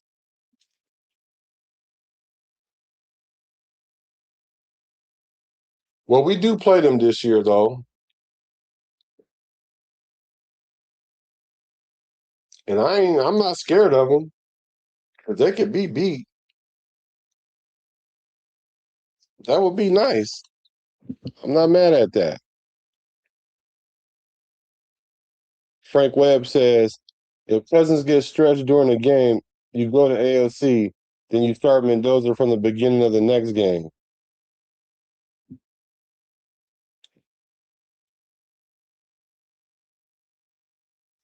School the pro. Thanks for hacking in. He said, let's be honest.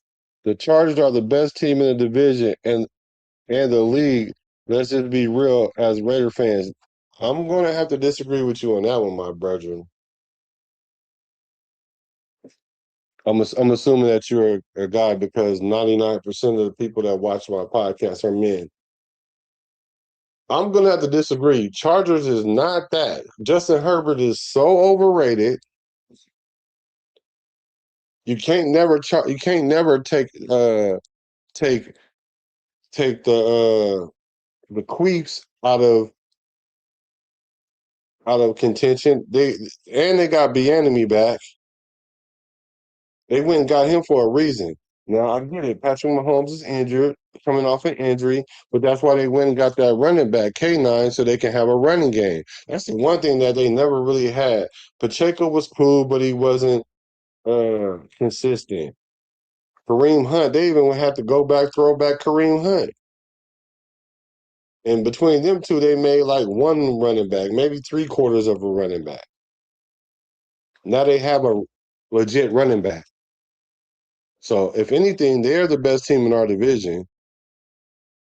And the Donkeys with Blow Dicks, I think they're overrated. I think they're going to take some steps back, but their defense is still their defense. So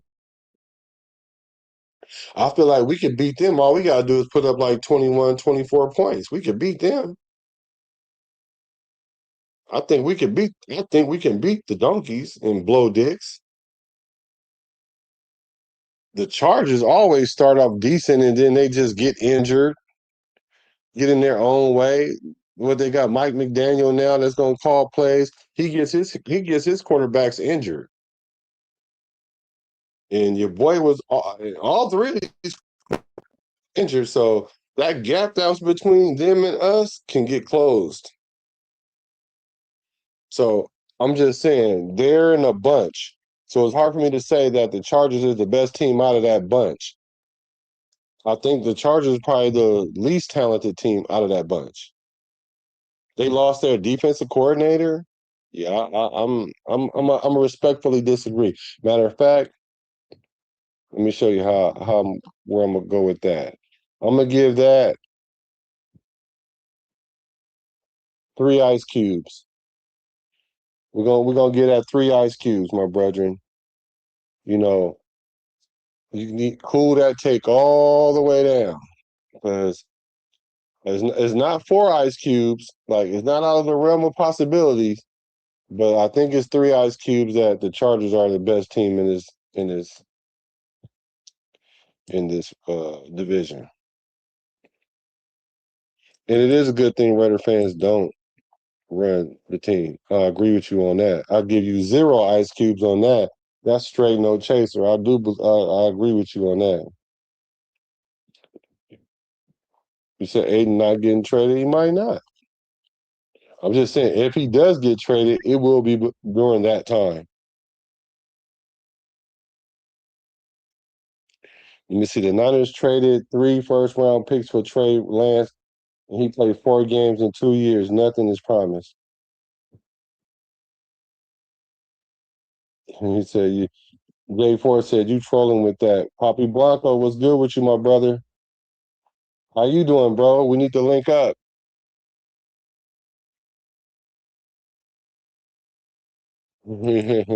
Jason, wouldn't that be a nice little dream to have?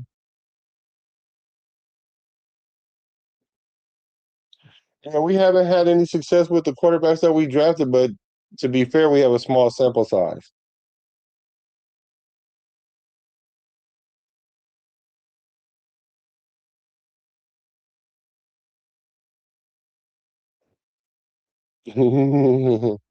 He said, Black, you know dang well that ain't nobody looking for him as a starter.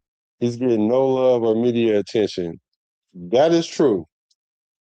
Because we would be hearing it buzzing. That is true. And the reason why I'm trying to be fair with AOC is because people said I'm hating on him. I'm trying to be fair. But I already told y'all, I already know who he is. And I can't put no stock in a quarterback that can't play 17 games or 85% of the games. He went from 10 games, going 5-5, to going 2-5 and getting injured. And then he got injured and went 0-0 because he couldn't play. But he did play the last game of the season, but he didn't even start that game. So he's going in the wrong direction. That's my synopsis of him. He started a quarter of his career, a third of his career on the bench. He started as a starter a third of his career, and he was injured a third of his career. That's just 3 years right there. So I've seen what I need to see out of AOC. I don't think he's a starter. Do I think he can start some games? Yeah. Just like that quarterback that was playing yesterday for Houston. He his record was terrible. He had like 5 wins and 19 losses and a tie.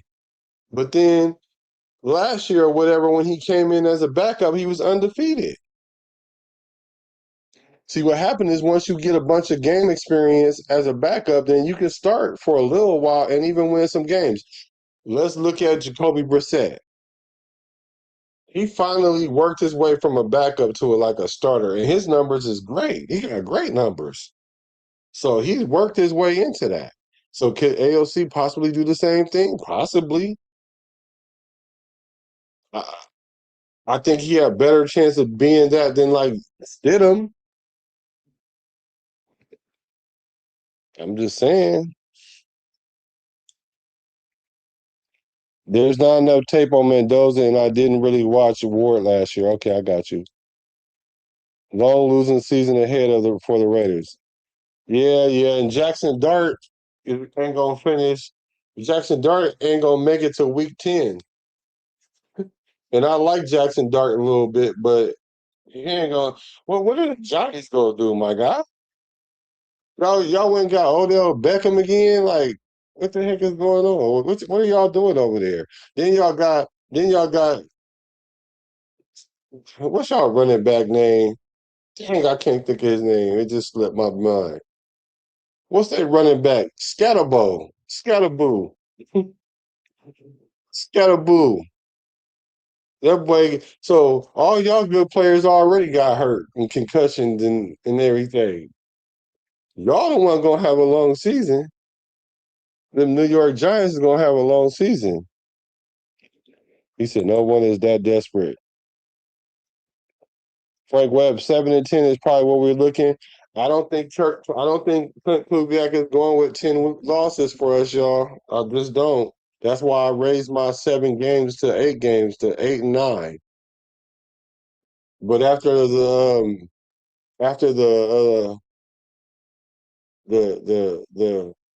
miracle in the South last night, this team might win some games we ain't supposed to win.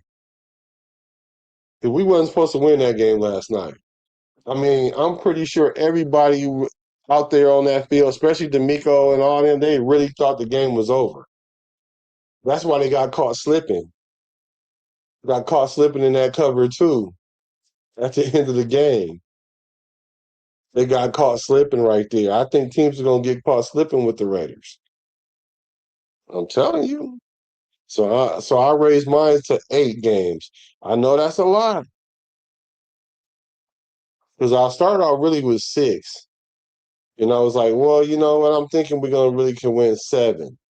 But then I started seeing some things, and I was like, Clint Kubiak don't take losing well. He don't. I don't see us losing 10 games with Clint Kubiak. And if we do lose 10 games, I think that boy gonna be so mad that we're gonna come back the next year and we're gonna win 9 games. If we lose 10 games this year, we're gonna win 9 games next year. Bet that. You said if AOC starts, we're done, right? Black side note: Klay Thompson was traded to the Heat to play with Giannis and Bam. Yeah, I seen that. But I'm glad you brought that up because this is a various show. I just been talking about nothing but the Raiders. But so here's the thing about Klay. Klay should have never left Golden State. He thought he was going to do something. I don't know what he thought. I guess he's still thinking it because and at least this time he going to a squad where they really might have a chance. Man, he's going back to play with Wiggins, and but Klay ain't the same. Klay is not the same. And then he went out with Meg Thee Stallion. I knew it was over then.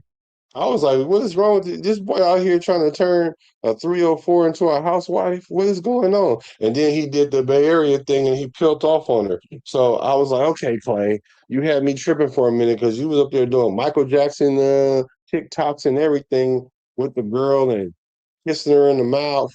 Did we see video of him kissing her in the mouth? I'm not sure. But you let that 304 meet your family I'll never let no 304 meet my mom and my dad. Ever in life. Never. Ever. Ever in life.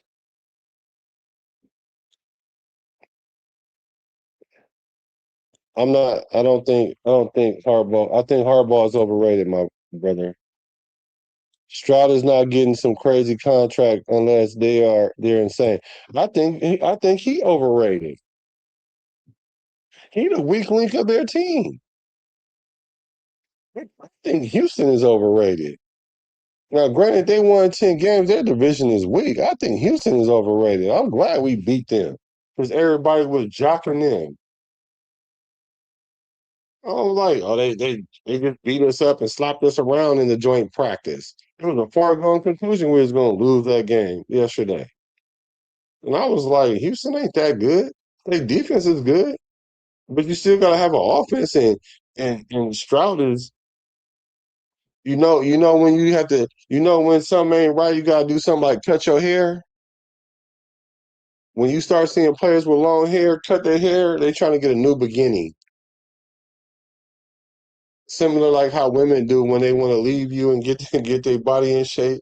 They cut their hair and all that, want to be rebellious and get a change, a new lease on life. That's what he's trying to do. But that boy is overrated too, like Justin Herbert. Chargers scare me more than Denver or KC. Not me. Not many quarterbacks survive 17 games, especially on winning teams. They just the nature of the sport. Yeah, that's why I said 85% of the games.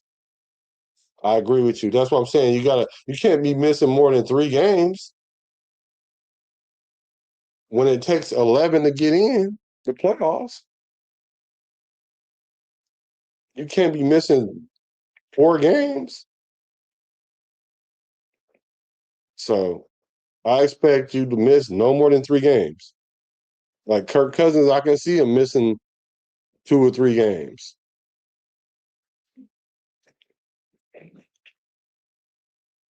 That's not splatter poo. Yeah. Hey, I was about to say this. You read my. I was gonna say that too. I always say that. Your mama called him Clay. Call him Clay. Yeah, for sure. Raider Paul in the building. Let's go Raiders. Here, I got this for you. Because I agree with you. I agree with you, Raider Paul. Welcome, brother. Raiders!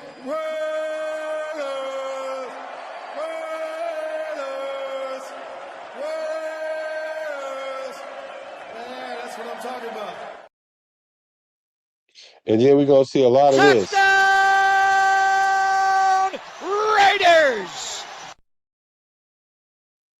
So there's always that. And if the Chargers do mess around and win more games than Kansas City or blow dicks in them, That shit was that's fucking weak. weak. So I'm not seeing it, my guy. I'm not seeing it. Raider Nation 510, just win, baby. So, hey, how are you guys feeling after this second game? Because the third game, we're not gonna see that many starters. Who do you guys think is going to get cut? Who are the players you think are gonna get cut? And I'm not talking about the obvious players that we barely know their names. I'm talking about players that you think should have made the team. Like people keep trying to say Dante Thornton. You think Dante Thornton gonna get cut? I don't. I think Dante Thornton will be just fine. I think he need to get his act together though. I don't think the Tokyo no is gonna go. He might end up staying. Somebody said yesterday that flights to Japan is cheaper from Texas than it is Las Vegas. That was hella funny. I like that. We don't know what the team's going to be. We ain't seen any of the starters play together. True. Blow Dix is overrated. Raider Paul says Mendoza not playing with the ones, has no O-line and no wide receivers to throw to. People keep dropping the ball. Yeah. Raider Nation 510 say you love Dante Thornton. DT. I like DT. Yeah, Raider Paul, we went over that. Um, and that's just and that's just more like a continuity thing. Like he just probably just didn't know to sit there in the zone. Like if you're not a receiver, you don't really know not to drift like that because it makes it hard on the quarterback to read you for one. Because ideally, the quarterback want to put the ball when you right there like that. He want to put it on you, so that way you can catch the ball and you can go either direction. Or if you get hit instantly, that you at least got the ball. You don't want to. If you drifting and you throw the ball this way because you're drifting that way, and you have to reach for it, and then you catch it and turn around, and there's a guy there to slap you, Susie slapstick you, hit stick you. Then they'll be calling that a hospital ball. So I think that's just something they'll talk about. Mendoza essentially said something about it in his presser, but he's going to take the responsibility like any good quarterback would. But he explained what happened right there. D Menace, my brother, what's good with D Menace? That's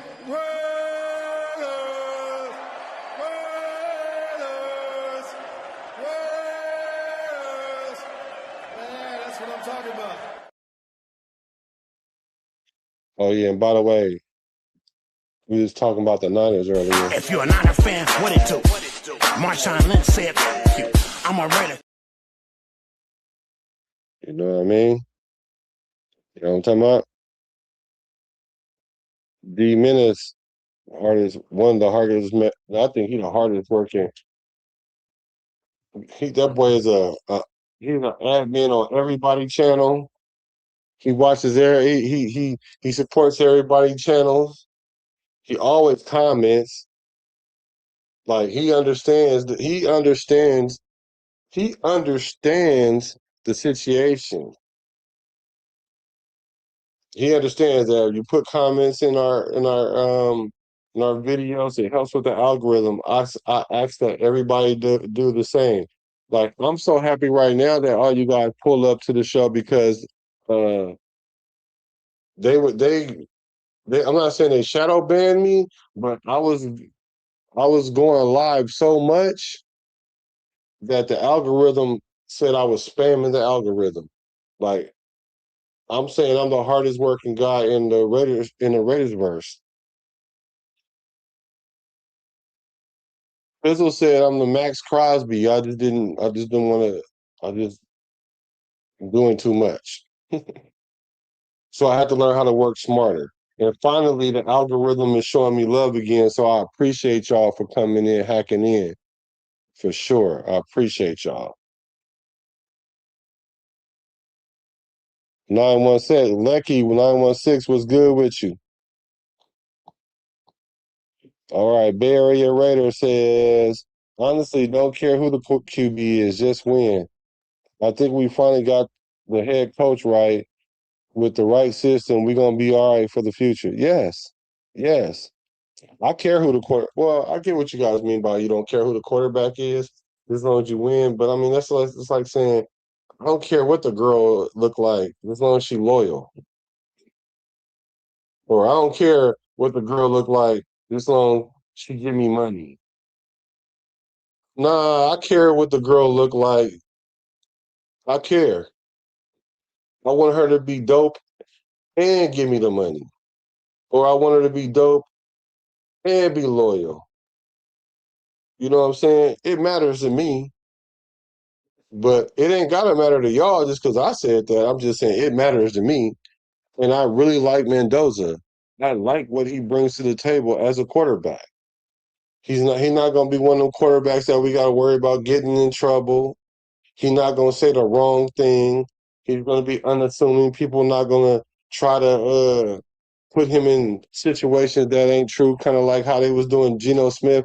And I'm not trying to be a Geno Smith apologist, but it was easy to put him in certain lights. Like Raider fans really didn't like Geno Smith talking about how bad he is while overlooking Chip Kelly, while overlooking Pete Carroll and what they had going on, while overlooking what's Pete Carroll's son name? We all know that those things weren't good, but yet we'll blame Geno Smith. Like the Jets went and got Geno Smith so they can get a first round draft pick. And like I said, no, Geno Smith he threw for 4,000 yards before he came to the Raiders. And we do what the Raiders do is we make quarterbacks look bad when they come over here. And that's usually because from the top down, we don't know what we're doing. We usually don't have the right coaching hire. We got the wrong offensive coordinator. The GM don't know how to draft. All that stuff is working in succession now. So now we got a quarterback that's competent. We even went and got a bridge quarterback that's dope. Like he's legit he's probably the best quarterback we had since Rich Gannon. And I'm saying that even like I like Derek Carr. I'm not a car sexual or whatever y'all call him, but no, I don't know. Maybe I am. Because I really like Carr a lot. I do. And I don't like how people talked about him like he didn't keep this franchise afloat. Like everybody told me I was time to move on from him. He ain't the reason why we was losing. He was the reason why we stayed relevant. I couldn't understand that. Like why we and then as Raider fans, we should have been pissed how McDaniels came in here and did him. And even if we were gonna move on from him, can we at least get a backup? Can we at least get a quarterback? So now we ended up getting Garoppolo, Minshew, Geno Smith, Aidan O'Connell, Pickett, Riddler. Like, what the hell is going on? And y'all telling me all them quarterbacks is better than Derek Carr? Well, Derek Carr was never been the same since he got injured. Derek Carr came back and threw for 4,000 yards after that. Like, what are y'all talking about? Look, so when I say that Kirk Cousins is better than him, it's because Kirk Cousins been to a playoff game. I think he's like 1-3 in the playoffs. And then the games that they lost in the playoffs, Kirk Cousins played good. It wasn't because it was him. He played good. So Kirk Cousins thrown for 4,000 yards 7 times. The Raiders is only thrown for 4,000 yards out of all our quarterbacks 6 times. 4 of them with Derek Carr, 1 with Carson Palmer, and 1 with Rich Gannon. So we win. Spytech did his thing. So we're looking good, man. We're in a good position right now. A very good position right now. So I care who the quarterback is, but I don't she ain't gotta be a 9 or a 10, but please be an 8 with a whale's tail, with an orca tail. Make sure her tail orca. You know what I'm saying?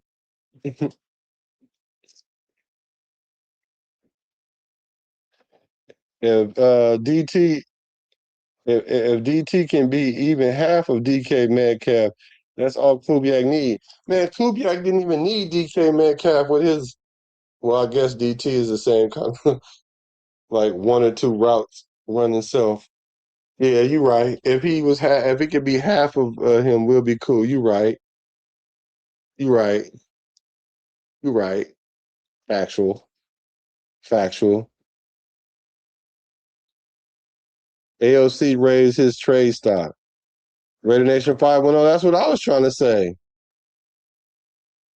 J4, you think he QB2 to further notice? I don't know about that. I was on the he was a QB2 by necessity, but after seeing Mendoza play, first of all, AOC is the third best quarterback in this room, hands down. The only way that he's the quarterback too is if we're really trying to sit Mendoza for the whole year with a clipboard. That's the only way. Other than that, AOC is the third best quarterback in that room. And we don't know what Clark can do, Jacob, but somebody said he's not NFL ready. I don't know. I haven't seen it. I like to see it, but I haven't seen it. Pete Carroll was cheeks. We all knew that. I thought he was a competent hire. I thought he can establish culture. I think if we'd have gave him a second year, hold on. I think if he could have did his 2 years without Chip Kelly, the moment we got Chip Kelly, I knew it was over. Y'all might not know Chip Kelly history, but Chip Kelly don't like quarterbacks like that. Now, if Chip Kelly was the coach this year, and he would have had Mendoza or somebody other than Geno Smith, if you'd have had a quarterback, oh yeah, y'all would have seen all them plays. Y'all don't remember during the offseason when they were saying that he was sabotaging us? That's why Geno Smith flipped off the fans, because the fans didn't understand the play calling was sabotaged. Chip, what kind of offense we gonna have? We're gonna have a run first offense. Okay, cool. Our offense is gonna be predicated on the run. So what do? First down, play action. What do we do on first down? Play action. So we become hella predictable. Play action on first down, run it on second down, throw it on third down, punt it on fourth down. That's what we do. Halftime come. So Pete, what do you guys need to do to get back into this game? Well, you know what we need to do? We need to run the ball. We need to run the ball. You need to get the offense going. Okay, thank you, Pete. First play of second half. What do? Play action. Then this boy was out there calling plays that they wasn't walking through. Geno Smith, like, what the heck is going on? But now what I will say about Pete Carroll is that boy was literally having issues with Patrick Graham. Patrick Graham, the D coordinator, he only called 6 quarters all year. But so you're funking with the D coordinator, you funking with the offensive coordinator. Like, Pete, I get you was the head coach, but this wasn't your ship.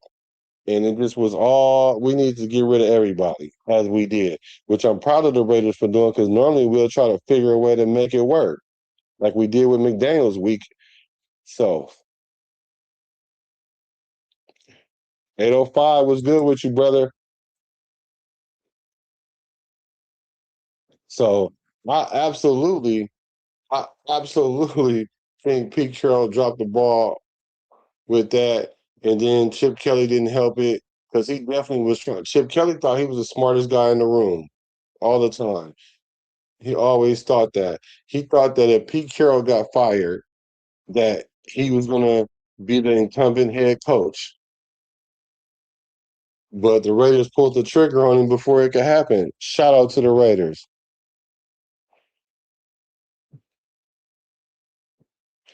When I said about the women, I mean about caring about the quarterback, he said true. I say long as we don't gotta depend on an older QB like we did Gannon or Cousins. We would have won the Super Bowl with Gannon had we not would have played Gruden. Like everybody know that. Like if you guys really think we would have won the Super Bowl, the Tuck Rule year, we for sure would have won it the year we ended up playing Gruden. And if we had played anybody but Gruden, we'd have won the Super Bowl. We would have won the Super Bowl the year that the Ravens won if Saragusa didn't cheat and put a little extra on Gannon. We would have won that year. That's how good the Raiders was those 2 years. Was so much that Callahan didn't have to do nothing but go in there and just be normal and let Rich Gannon call plays and let Jerry Rice and Tim Brown just go crazy with Porter. And our defense was just good enough. So I'm not opposed to old quarterback because, like I said, I think we got a real good chance of winning a whole lot of games with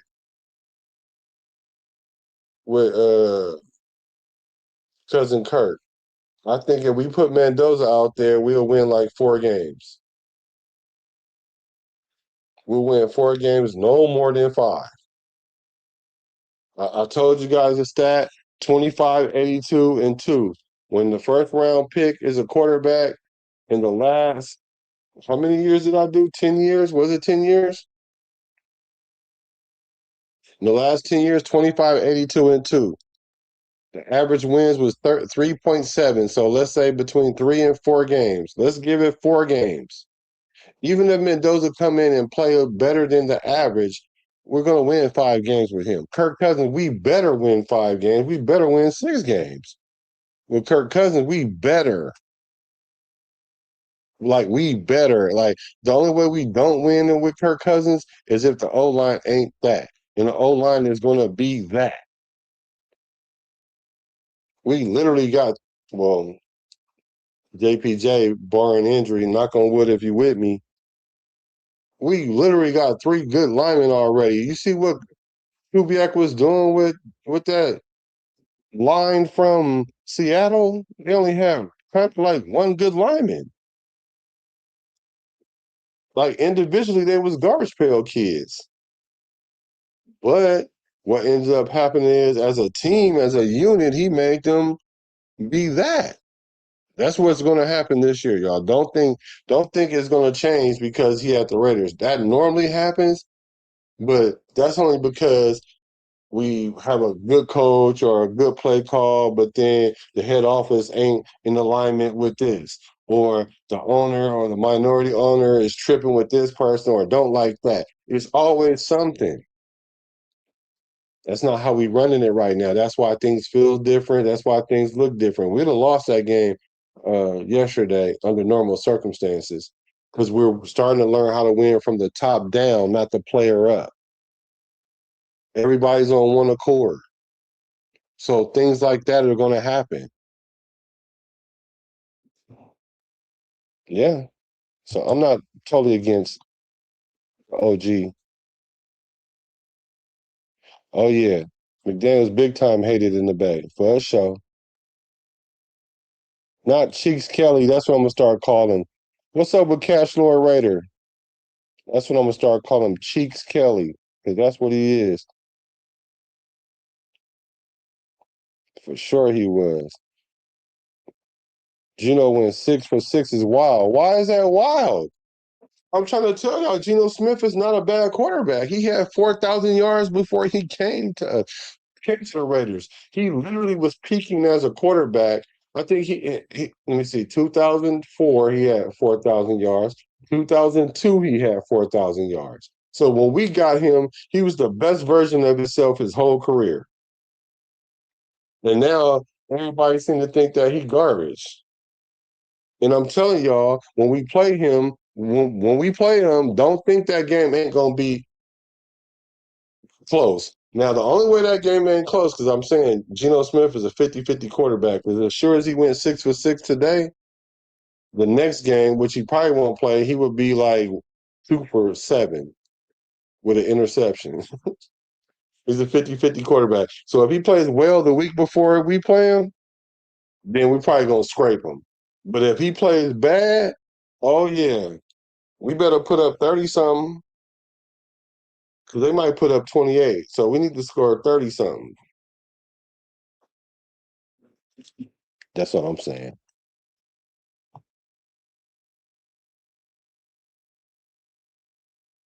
Oh, yeah. Hey, this is the comment of the night for sure. He said Chip Kelly, he called plenty of play action on first down, but he made up for it by calling play action on third and long. Right. Right. May spit fire. The Raiders. It's the Raiders. Yeah, they admit the Raiders. Right. Gannon was the MVP. Right. Good point, Cash Lord. It's your boy, like Cash Lord, like mess. It's your boy, Black. Hit the like button for your boy one time. Hit the like button for yourselves for showing up and showing out on this Friday evening. Thank y'all for hacking in.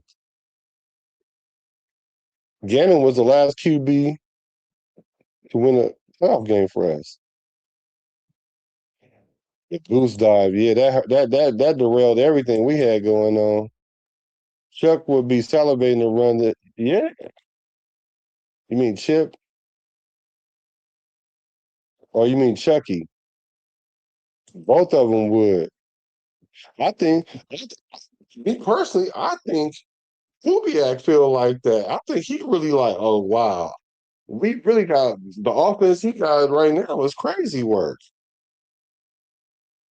Because Bauer's gonna go stupid.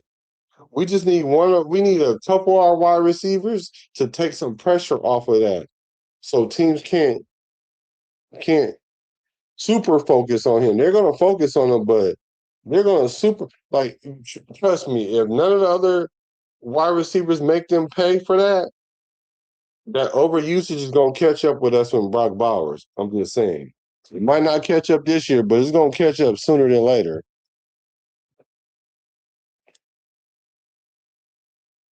He said it's like we got two Rich Gannons.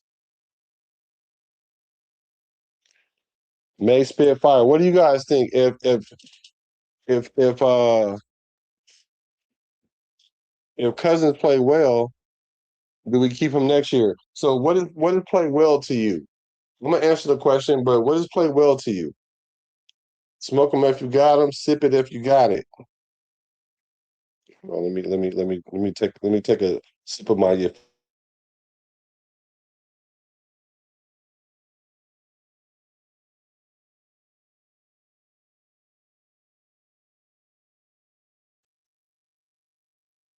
Let me tell y'all this.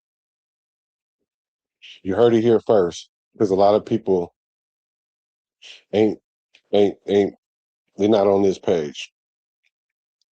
If Kirk Cousins win 8 games this year, we better not go and let him walk out of Las Vegas. Yes, he got a contract. He's due for 60 million or 80 million or whatever the astronomical number is in his contract. This was a 1-year contract. It's structured that way so we can get him in here under the cap and all that other stuff. Atlanta ended up paying for most of his contract. We paid 10 million, 11 million. We got a team option. Now he come in and win 8 games, and we're right there, right? And there's a couple games we feel like we should have won. We could have get to 10, or we can get in the playoffs and make some noise. We'll bring him back. We'll deny his contract with the club option, and they'll go to and we'll know early enough where they'll be like, Kirk, we need a number. What's the number for you? Kirk could be like, I need like 35 million. And you're gonna be like, bro, that's a lot, man. We already got a quarterback, bro. Don't play with us. We'll give you 28. And then he be like, nah, I need like no less than 32. Then the Raiders might settle for 30 or 29-5 or something, whatever. And we'll run it back with Kirk Cousins. That's what I think we should do. If he wins 8 or more games, that's what we should do. 7 games, I can see him let him walk. That's enough wins for him to go somewhere else and start. Gonna let Mendoza start. We might go from 7 wins to like 6 or 5 or whatever. Might shock us and get us another 7 wins. That just means we're going to be another year away from being into the playoffs and trying to win the Super Bowl that we're trying to win. Now, if we're going to rock with Kirk Cousins and he wins 8 games, and then the following year we get to the playoffs, and then we lose in the playoffs, damn, that's going to be a bad situation because we don't want to sit Mendoza 3 years. So I could see it where we can like we got our mind made up and we'll just pivot off of him. But my perception is that this is just my what I would do is I would just keep the hot hand. Like don't if it ain't broke, don't fix it. You know what I'm saying? That's how I'm approaching it. If it ain't broke, don't fix it. But what do you guys think? You guys think Kirk Cousins gonna be here next year? Ray Dark Mode says, "What's up, brother? Black of Raider Nation." Yes, sir. Hit that like button. Like D Menace has spoken. D Menace has spoken, y'all. The running back 3-4 and the wide receiver 4-5 battles are crazy good. So you guys think Hemby gonna make it? I think Hemby gonna be the odd man out, man. I don't think he gonna make it. I don't think Hemby's gonna make it, y'all. I don't think Hemby's gonna make it. Maybe practice squad player. Gino play aggressive. Yeah, he know how to throw that tater. Yeah, yeah. Well, yeah, for sure. If he make the playoffs, if he make the playoffs this year, if Kirk Cousins make the playoffs this year, it's a no brainer. It's a no brainer. I'm sorry, all the Nando sexuals gonna be mad. They just gonna have to be mad. And not only that, if we made the playoffs this year, then I'm giving Kirk Cousins 2 more years. That mean Fernando gonna have to sit for 3 years like his name is Jordan Love. I would hate to do that, but that's just what it's gonna boil down to. I'm sorry. They don't call this show friend, they call it show business. We have to make a business decision and make sure y'all hit you feel me underneath and subscribe and don't forget to hit the bell so that way when I go live and y'all want some of this realism mixed with playerism, then y'all get the notification. Because a lot of people say they real and got this unfiltered talk and they real straight talk and they scared to talk to me because I'm gonna call them out on their situation and what they saying. Because a lot of these content creators are saying stuff just because it sound good. So I know a lot of these content creators that don't like Max Crosby, but they all on his nads right now because they know that it's popular right now. But behind the scenes, don't like him. Behind the scenes, like AOC, but was arguing with me about Kirk Cousins when I kept telling people way since April 3rd that Kirk Cousins was going to start the year. You don't know that. Yeah, I do know that. No, you don't know that. I do know it. But they get mad at me because I'm giving it to them straight, no chaser. Like I was taking this, you feel me, right here. But yeah, make that business decision. 30 for Cousins is better than 53 for Croc 30. Aaron Rodgers sat on the bench for 3 years. Actuals. That was the other person I was gonna say. He sat on the bench for 3 years. He came in and played a little bit. That's what Kirk Cousins' job is to keep Fernando on the bench. Are y'all watching how accurate Kirk Cousins is throwing the ball and how decisive he looks? Are y'all peeping that? And we haven't even seen our offense yet. We haven't even seen Brock Bowers out there because we don't want him to get hurt. Just like JPJ. People talking about that. Oh, I think he had a concussion. JPJ ain't had no concussion. Now, he might have got hurt, like tweaked the ankle, banged his knee, went down, whatever. We was like, oh, wait, hold up. Nope. We want you to be healthy when the season starts.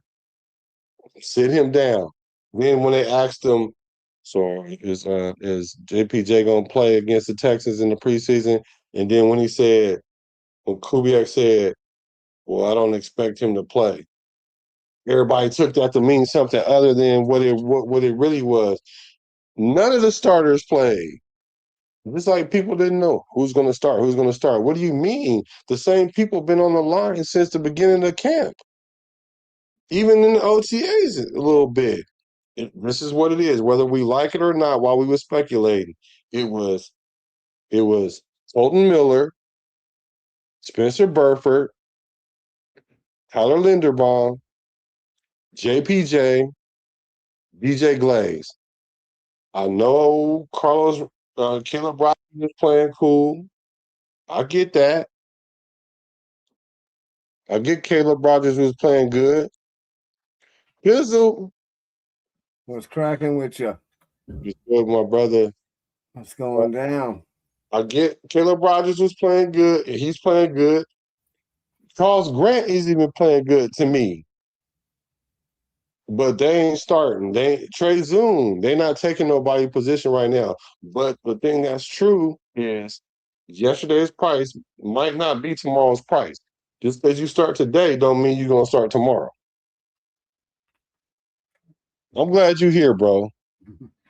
What's going down? We were talking about AOC. Let me see. Bay Area Raiders says, so we went full circle. I don't care who the QB is, cousin AOC or Mendoza, just win. I feel you on that, but it ain't gonna be AOC. No. Preseason, all dreaming, no scheme. Bro, Frank Weber, was you a rapper in your other life? He always got bars. Like, oh, are you a rapper? Maybe just a poet. He's a poet. He could be just a poet. Right. Okay. AOC, bro. Quick, just in general. I know you didn't see a whole lot about what was going on in the second half or whatever, whatnot, but you got a general idea about AOC, and he was able to come back and he threw a dime to the receiver on the 1 yard line, got the touchdown and won the game, whatever, whatnot. And now they're saying AOC is QB2. And if you give him more chances to be with the ones, then we'll see more of that. What you think about AOC, bro? And I know you tired of saying the same thing because I know what you're about to say. I promise you, I know what you're about to say. I've done enough lives with you, and I've had enough conversations with you off the screen, and we got enough man hours of being just partners that I know what you're gonna say. But we got a lot of new people in the chat that might not know. So give the people what they want. All right, so here's my thing. It's like, all right, we can all agree that he's a good backup, right? Mm-hmm. But when you come out and you say, oh, well, I want to be a starter in this league and all this other stuff, that's okay. That's kind of cool, but it's kind of putting yourself out there on an island. And he made a couple of throws last night, but he should have played better. He's playing against guys that are like barely in the league, 2s and 3s. Like he should have been a man amongst men amongst boys over there, to be honest. But from what I've seen, he wasn't very accurate at all. I mean, you get lucky with with 1 or 2 passes, and we're able to win the game. That's cool. But what really stands out to me is really the running game. That's a good point because those backups, they was running. Even Lobby was getting money. Mm-hmm. Yeah, that's a good point. I mean, I'm not taking anything away from AOC. He made the play that he needed to make, right? But we need to be honest with ourselves. Those weren't starters out there. That wasn't a game or anything on the line. You know what I mean? It wasn't like, a playoff game or nothing. It was just Yeah, it was a preseason game. It's a preseason game. It win or lose, it's preseason. It doesn't really mean anything. We're just seeing what we can do and what we can't do. What talent we got and what we don't got. Right? We're trying to see what the 53 man roster is going to look like. And we got to go from there. It's just another little pseudo notch in the belt because it's like the AOC's the Aidan O'Connell cult. Well, they put up 60 against the. Remember when he put up 60? He didn't put up 60 though. He put up 28. Yeah, he has them 4 touchdowns in the first. But that is such an outlier. We don't see that from AOC. Or not even again. We ain't never seen that again. Actually, no, and that team pretty much gave up too. I mean, that's the other thing that nobody really wants to talk about. They pretty much gave up on that coach. They didn't even really want to be out there playing. It looked like to me. Well, I watched that game just like pretty much everybody else in the nation. Those guys looked like they were really trying out there. Because it didn't look like they were really trying to me. Looked like they were trying to get their coach fired. Right. AOC beat the Chiefs. Man, AOC threw for 60 yards in one game and 122 yards or 129 yards in another game. Like, how AOC beat anybody? Like, our run game beat the Chargers that time. Yeah, those Chiefs. Games. Yeah, I mean the Chiefs, and the Jack interception. Oh yeah. That's what closed it out is the pick. Wherever once we had got that pick and they were down, that was it. They knew they couldn't come back. We had them. He said, if Cousins goes down, Aidan can win. It's a possibility. Yeah, it's a possibility, but it's not a probability. It's definitely a possibility. Like last night, it was possible that he could have did it. Matter of fact, he did the improbable. To me, yeah. We're not saying that. We're not saying that we don't want him to stay, but the way that he was saying it is the way I'm taking it. You have to take it the way he's saying it. Like if he says he wants to go be a starter, then he wants to go be a starter. That's all it is. That's all there is to it. To me, it's like if he wants to bow down and kiss the ring and be a backup or whatever, then he can stay around. That's cool. But I know people say, well, I want a guy who wants to be a starter.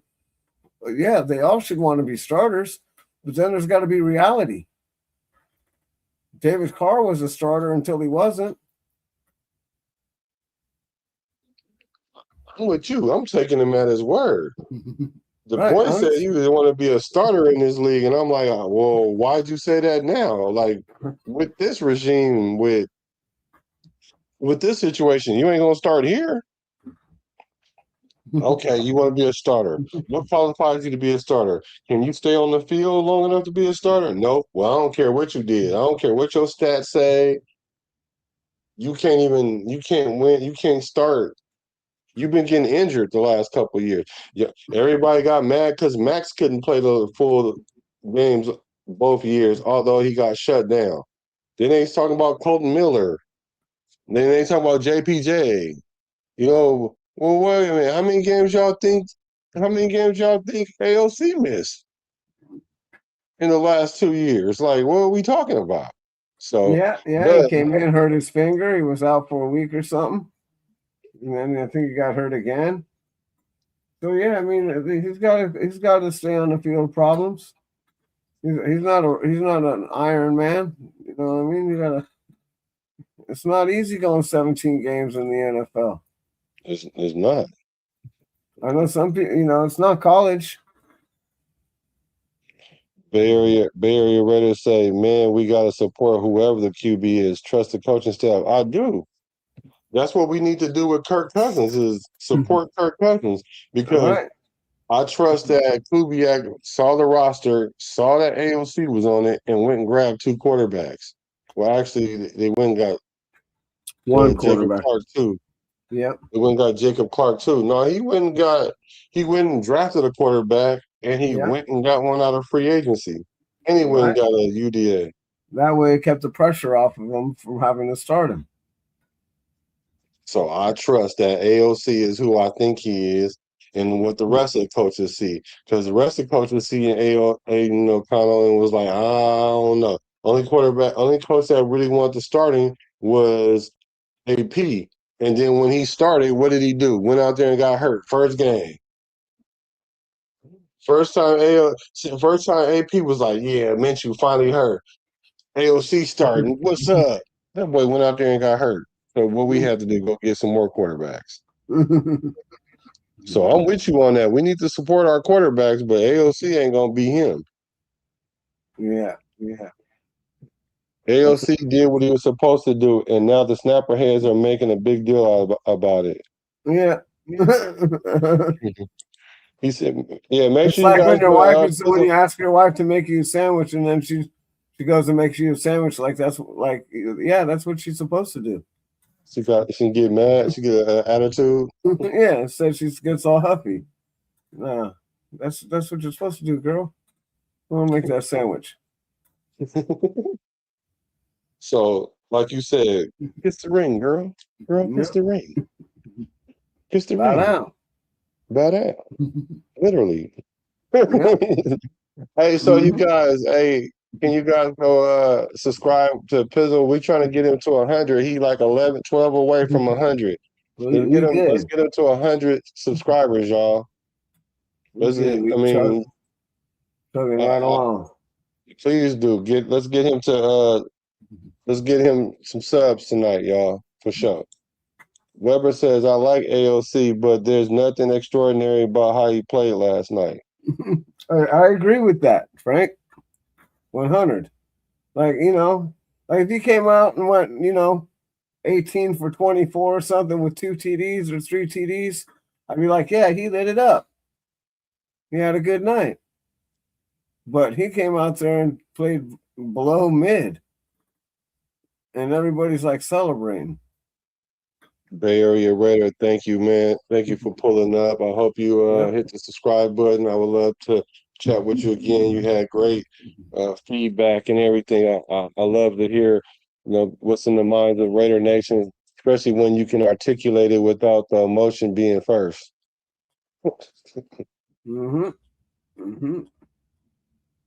Let's see. Capital Dark Side says AOC still have a chance to be a good quarterback with a stable system. Last year was a dysfunction that gave him no love. I can see that. Yeah. There's quite a few places that are going to be looking for quarterbacks pretty soon. Because someone's going to get hurt. And, someone might come calling. Yeah, like I said, it might be Miami. It might be Atlanta. Yeah. It might be Minnesota. It could be. Could be any of these teams that got a mid quarterback right now in the quarterback room. Their backups is garbage. Yeah, but this is the thing. We give him an opportunity to go out there and shine right against 2s and 3s, and he just plays mid. Like, you know what I mean? Like that doesn't make him look good. But then the argument is because he doesn't have the blocking. If you put him behind Linderbaum and all them, and then he's going to look better. So, and when I hear that, all I'm hearing is, so Aidan O'Connell, you got to put him in the best situation in order to get something out of him. Like, he got to start the season. He got to play behind the ones. Well, like Derek Carr. Derek Carr had to have everything perfect too.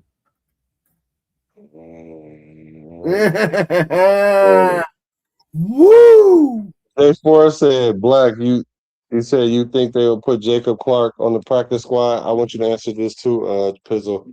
I think they will put him on the practice squad. That's why we're not seeing him. Mm-hmm. They're keeping my boy on the wraps. They keep him on the wraps. I think they don't want him. I think they don't want to. I think they don't want to expose him because then somebody will pick him up. Drawing the attention to my boy. Because that's why I'm some of saying, his film. yeah. What if Jacob Clark would have came in and did that? Right. Hand the ball off. We get 2 touchdowns, get one last drive. He throw that post, a little cover 2 beater, and then we do that, and he go down there and we get the game winner.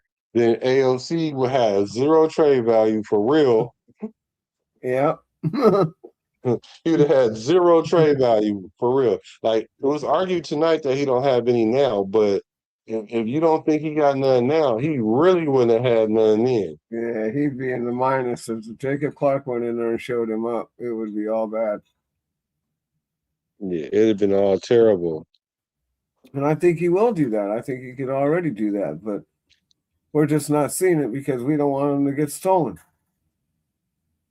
So Webb said the 3s against 3s is even in her book. Yeah, it's 3s against 3s, but not Mendoza. AOC is not supposed to be a 3 though. He's supposed to be at least a 2. That's a fringe starter. Yep. He started 17 games, right? Right. He's supposed to be a fringe starter. So that mean the 3s on 3s. That mean as good as weak as the O line is how bad the D line is. So they should cancel each other out.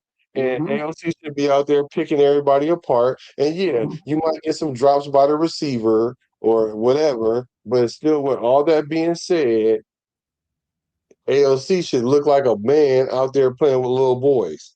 Yep, I agree, 100. He started 17 games. He's got, was that 17 or 1,800 yards or something? All these stats, right? But he's out there playing 2s and 3s and looks like that. He should have looked a lot different. He should have looked like Brett Favre out there. He should look like why he ain't starting. Yeah. Well, I guess that's what people. I guess that's what people thinking. Like he should have been. He should be starting because he came back and won that game. Yeah, no. But really, he didn't come back and win that game. That really was a team effort because the defense stepped up tremendously. They didn't give up no points in the second half. Then our run game went crazy. Our 2s and our 3s ain't that bad, actually. No, we got some good talent now. I'm actually surprised. Like we've actually drafted some good talent. We're actually trending up, talent wise. But you know, we'll have to see over the next couple of more years, right? It takes 2-3 years of the draft to really get everything molded together. Hopefully, and get. You're always going to try and add pieces and upgrade, but you got to build this thing through the draft. It's going to take 3 years at least. 3 years? 3 to 5. Ooh, 3 to 5. That's too long. We need to win the Super Bowl within like 3 to 4. Yeah, I know what you're thinking. And 4 is a long time for me. Yeah, I hear you. He said, I hear you.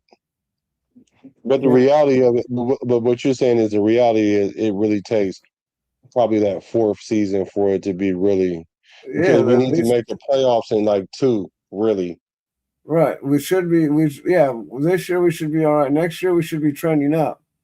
Right. And then the 3rd year we should be making the playoffs. 4th year we should be contending or going into the playoffs and going deep into the playoffs, if not going into the bowl or whatever. I got a 4 or 5 year plan. And it's going to take that long for the offensive line and for them to build out this roster. Like this roster ain't what they want right now. They got to build out the roster, and you're going to do it through the draft. You only get so many draft picks, and then you can go to turn our defense around all the way, right? And then you can go to free agency sometimes, but every time we seem to do that, we end up taking the worst into that. Right, I have to eat my my crow right now on the Tampa Bay guy coming over here, so I'll go ahead and do that right now. Well, we got to see how that play out in the game though, in the real game. But he already looked better than the other D tackles, but we haven't seen Tonka really play a lot. I haven't. I don't remember him playing a lot. Let me see. As far as let me say, we should have. Yeah, he said AOC should have looked like that Cardinals backup looked against us. Yeah.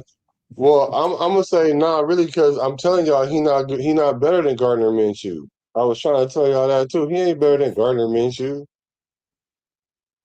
Gardner Minshew actually played 17 games in one season. Yeah. He's actually Before the year before he came to the Raiders. Yeah. But he should have looked like that though, for real. Like playing with the threes, he should have looked like on that level though. I agree. Yeah, 100%. Like, I'm not taking anything away from him, but he should be looking way better than what he did. Capital Dark Side say, as far as Mendoza goes, to learn against a well-coached defense like the Texans is beneficial. Better to make these mistakes now in preseason than later in the real season. 100. Yep. Yeah. 100%, man. That's the whole reason why we're playing these games and God, I'm doing this stuff right now. You know, doing these little mixed competitions with the mixed scrimmages, right? These mixed team scrimmages and stuff. I like that. We used to do the Cowboys and the Rams a lot. Mm-hmm. And then the Niners too. We'd scrimmage against the Niners once in a while too.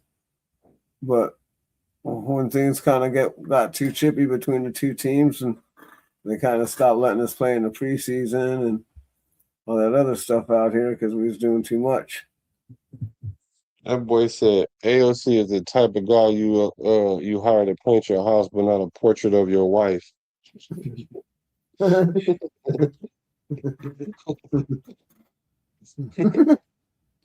you it was probably hard playing the dozens against Webb.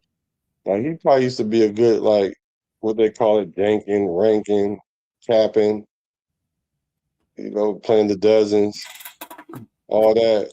That boy be saying some stuff, don't he? Yep. Hilarious. That's crazy. So, shout out to AOC. I do want to give him his love for doing what he did yesterday, but it was a preseason game. I hope people don't get to using that as a whatever. We're the only franchise celebrating a preseason win, bro. Come on. Ooh-wee. I mean, that's just doing too much, bro. We're doing too much. We're doing too much with the preseason celebrations and stuff. Shooting off fireworks, lighting cigars and stuff in the locker room. I don't know about that last part, but just. Oh, we was lightweight doing that. Not this year, but the other year. Yeah, but we just gotta stay focused, figure out what we need, and we'll be good to go for next year's draft. Yeah. Because that's what's important. This year we already got what we got this year. The players that are going to be rookies this year are going to be sophomores next year, and they're going to probably start coming together the sophomore and junior year, right? That's usually year two, 3, right? That's what that's talking about. That's all going to coincide with, the 5-year plan, 4 to 5 year plan, because they're going to all be on the 4-year contract, maybe 5th-year option.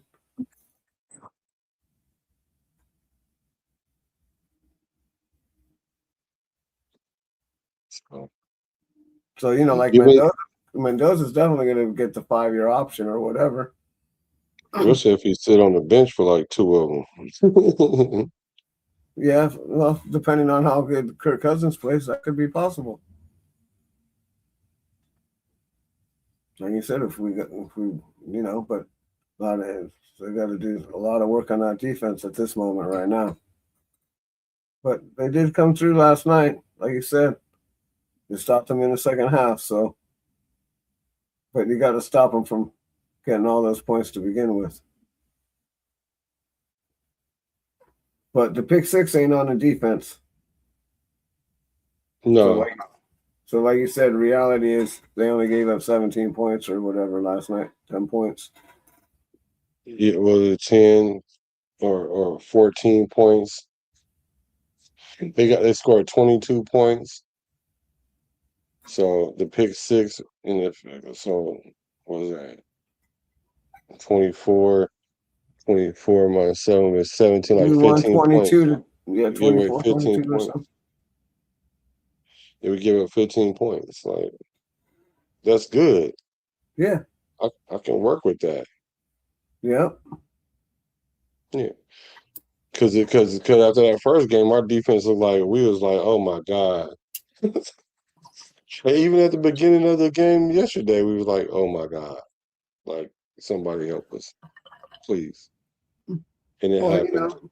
Growing pains. Growing pains are going to happen with the rookies. It happens with every rookie squad. It don't matter who it is, who the coach is. These guys are just rookies. They're going to come in and they're going to get pressed in, week out, until they get seasoned up and they can prove that they can either get an interception or get a bunch of incomplete passes. This is how it is. Yep. So we're gonna go live tomorrow, or maybe sometime this weekend. Y'all make sure y'all go to Pizzle page, man. Lock in because we're gonna do some lives on his channel too. Because we gotta get him in that AG, man. We gotta get him in that algorithm. Because it's only fair, it's only right. Right. Because as this season goes, you're gonna see that a lot of things that he's been saying is gonna come into fruition. Like it already has. Like me and him don't agree on everything. He know the right things to get under my skin. He know the right pressure point. But make sure y'all let me put his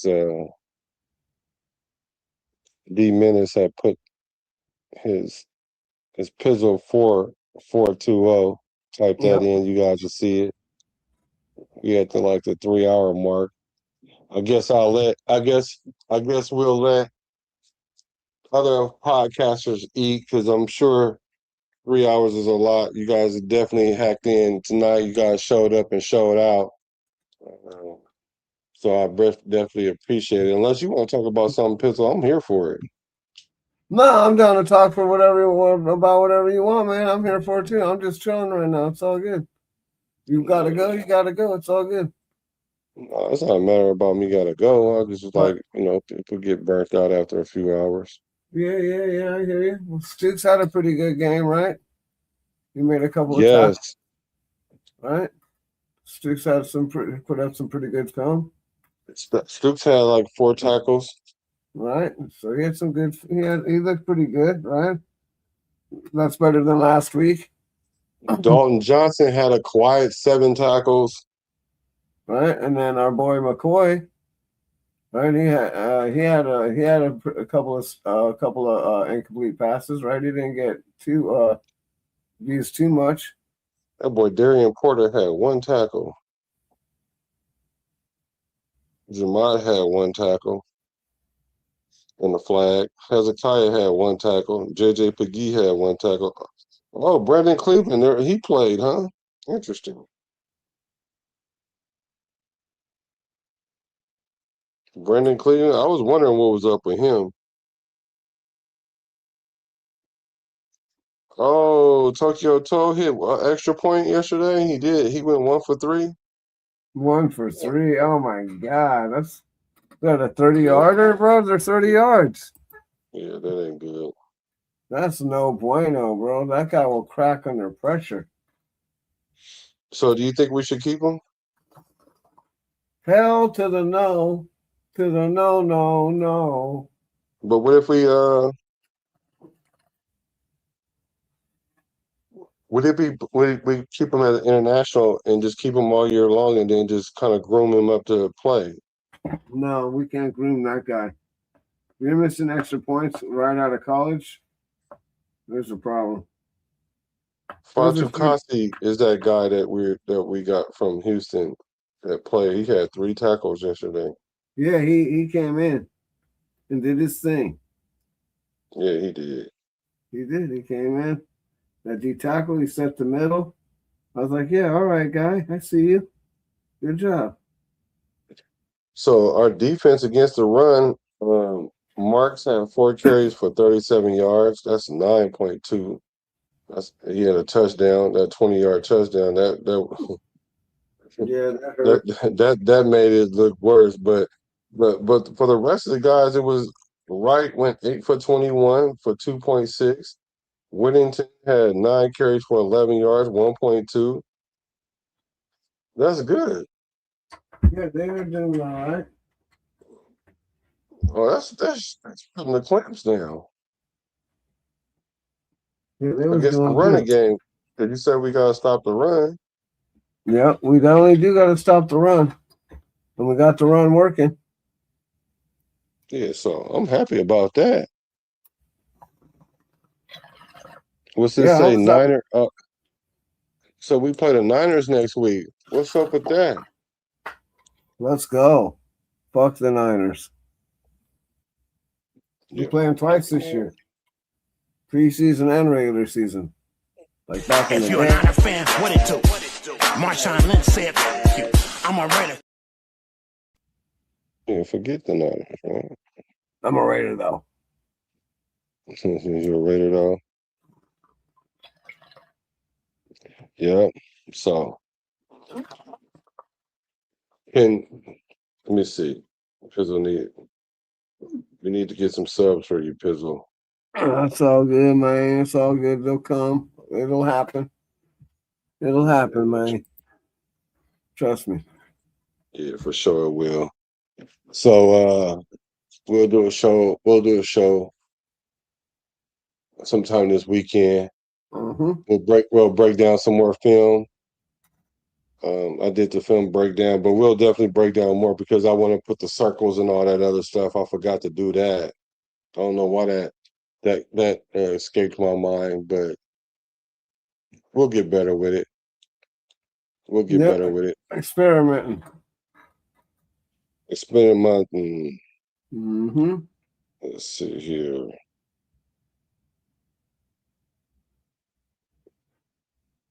Do you? I want to know what you think about Washington, though. Do you think he Well, okay, with so Genty? yeah, I told you I was one of these guys that said I think he might Oh give yeah, that's right. Genty a run for his job. That's right after we drafted him, right? I was like, oh, this guy looks really good. I mean, I was just kind of like trolling, but he does look really good. I was trolling until I wasn't. Yeah. Well, he was explosive in Arkansas. So, he's got size and he's got speed. I wasn't trolling that hard, but I mean, obviously they're going to put Genty ahead of Washington no matter what because he's the number 6 pick overall, bro. I mean, that's just how it goes. Yeah, that's what I say. Like, yeah, just on course. GP. Yeah. You're gonna that's who you're gonna go with. Absolutely. And there's nothing wrong with Genty. He's sick too. I think Genty's gonna break a lot of tackles that Washington don't. Yeah, I think that they're gonna. I'm telling you, I think they're gonna push each other. That's what I'm hoping for. I agree with that. The one pushes the other and makes one want to come out and do and show up. I see what you did, and I watch what I do. Especially if he keep breaking tackles. I mean, like breaking long runs. Right, like he's got a 50 and then like a 30 or something. So he's doing pretty good. Because if he mess around and break a 30-yard run, Genty gonna be like, man, they're gonna keep giving him the rock if he keep breaking off these long runs. Yeah, they might. I mean, like I said, it's going to come down to GP. He's still the number 6 pick overall. So, yeah, you're gonna. That's going to be a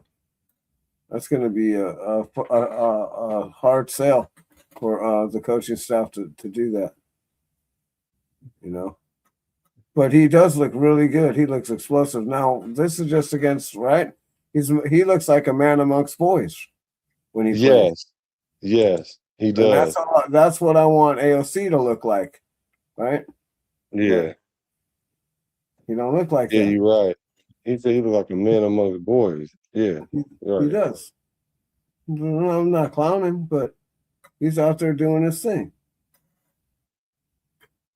No, I totally agree with you on that because he out there looking like I can start. Yeah. But the thing I'm like is this though. Once his deficiency started popping his head up, then it's gonna be an issue. Just like how Malik Benson, everybody was super high on Malik Benson, but then we saw them couple drops. Right. So that kind of brings us back to reality a little bit. Yeah, that's not good. Dropping the ball is not good. Like that's your And number one both was job. on third down, and they both were on third down too. Ooh. Yeah, that's really tough. That's the most important catch you need to make right there. You need to do everything. Anything else can go wrong but catch the ball. You got to catch the ball on third down. Yeah. I mean, but. And if I think he had a chance to beat out Besh to whatever degree, well, he just lost that because Besh out there catching third downs. Well, I don't think he was going to beat out Besh, but he definitely could have beat out what's his name? Dante Thornton? Yeah, Thornton. Yeah, but see, people are trying to say that Besh is. Remember, Steve Smith said that Besh is not as good at. He's not him. Yeah, well, and then he was saying he was like Tucker, not even him. but I think he got proved wrong in the last game, and that was just preseason. So we'll see. Right. We're gonna see throughout the year, and like I said, Besh made some big plays for us last year on third down, and he's going to do it again this year. He's just not a deep threat guy. He's not going to go deep down the middle or none of that. His work is between 3 and 10 yards. He's not a fast guy, but he's reliable. He can catch the ball. He can box out and make that important third down catch to move the sticks. Third and back. I'm with that. Hold on, let's see something here. That's what I'm talking about. Here we go. Let's see what. Let's. Oh wait, I put it in the. They didn't even target back this game. They didn't even throw him the ball, which is good to me. We don't need to highlight him no more. We already know what he do now. Yeah. Because a lot of people had questions about it, which I didn't. Because I'm like, he's pretty consistent with what he does. Yeah. Catches the ball on third down. That's what he does. Feel like his starting position, because he's been playing a lot with the ones, he's seen some action with the twos, but with that being said, the fact that he's not available, is his starting position on the line? Like, do you think there's a possibility where he could maybe lose that to someone like Caleb Rogers? Either of you can take Yes. Oh, they talking about JPJ. Hold on. Short and sweet. Yes. Ditto. What you said. Can't make the club in the tub. Nope. Can't make the club in the tub, yo. All you can do is hang out with the rubber duck in the tub, yo. If you're hanging out with the rubber duck, you ain't out on the field. I don't think JPJ losing his position, man. Yeah. Availability is your best ability. That's true. What the heck is going on? Oh my gosh, why I keep doing that? I don't know what you're doing, but keep doing it. You don't know what you're doing. No, I'm trying to find this video of they were talking about our boy.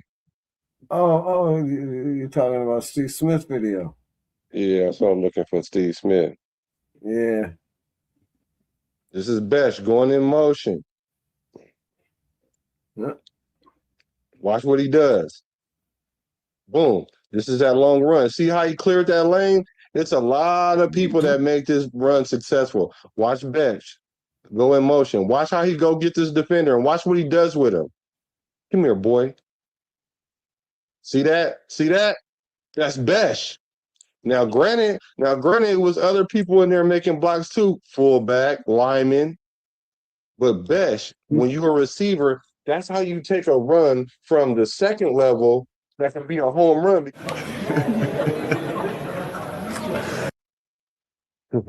In his hand, his position, sand. It's it's leaving. Look, for Trey Tucker to really impact the league and allow his name to say, hey, he's a fixture, I think he really needs to work on his route tree.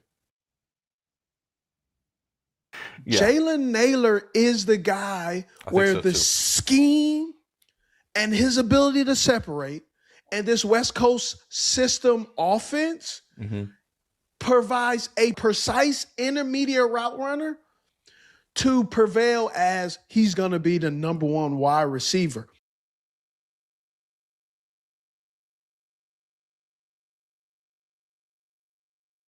Naylor going to be the number one wide receiver.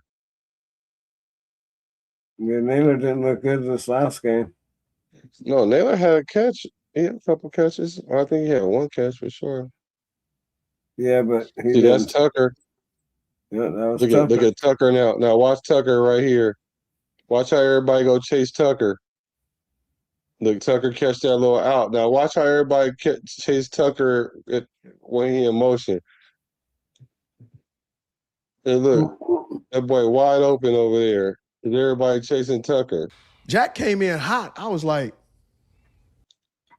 look at that. Like I'm just a little guy. Calm down, big guy. Hold on. He told me he came in hot. Jack came in hot. I was like, he ain't got it. Hater. He was saying the way he was talking, he was talking how some fans think I am. They're like, oh, you know. No, you are like that. Don't act like you wasn't like that. You are that guy that talked too much, but you didn't never care. He even came in and he even said he didn't like playing. He didn't like himself or he didn't like something because he was angry. He always played angry or whatever. He said it himself. Like, you are that guy that rubbed people the wrong way. Oh, yeah. Steve thinks. Jack didn't invent football. What'd he say right there, Pizzle? You still ain't figured it out yet? No. Jack ain't good football. Jack didn't invite anybody to play football. I don't know what he said. Right. Like, oh, you know, Steve thinks. That's what it sounded like. Jack didn't invent football. See? Sounds like invite to me. Right. Am I wrong? I don't know. I don't know. That's what it sounded like he said. Yeah. It sounded like he hating. That's what it sounded like. Jack Besh out there catching passes, though. Look, watch Jack Besh with this block right here. Come here, safety. Move over here. Get pancakes. Yeah. So as wide receivers, when we used to do that, we used to get Hawaiian punches. They used to give us Hawaiian punches if you was a receiver and you did that. Look at that block. See, that's what turns a 10-yard, 12-yard, 15-yard run into like a 50-yard run. Because granted, the lineman and the fullback did it, but he could have got stopped right there, right? That would have been like 9, 10 yards. It turned into a 50. But that separation that y'all say he don't be getting. Look like separation to me. It was a well-timed play. It's perfect. Yeah, it was. Absolutely perfect. I would say the receiver out of South Carolina, I can't think of his name right now. Gosh darn it. Yeah. Hater. So Steve Smith with the no block, no rock. All right, Webb. We're gonna call it the evening too. Yeah, right on, Frank. Right on, everybody. everybody for coming through. Thank y'all for coming through. We appreciate y'all. We're going to probably do another live sometime this weekend. You know, appreciate y'all hacking into the show. Appreciate the love. Appreciate the loyalty. Y'all already know what it is. It's the Raider Nation, One Nation, all day, every day.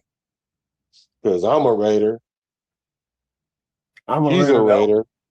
Mm-hmm. Y'all are Raiders, whether they're from the Bay to LA to Las Vegas. I'm a Raider now.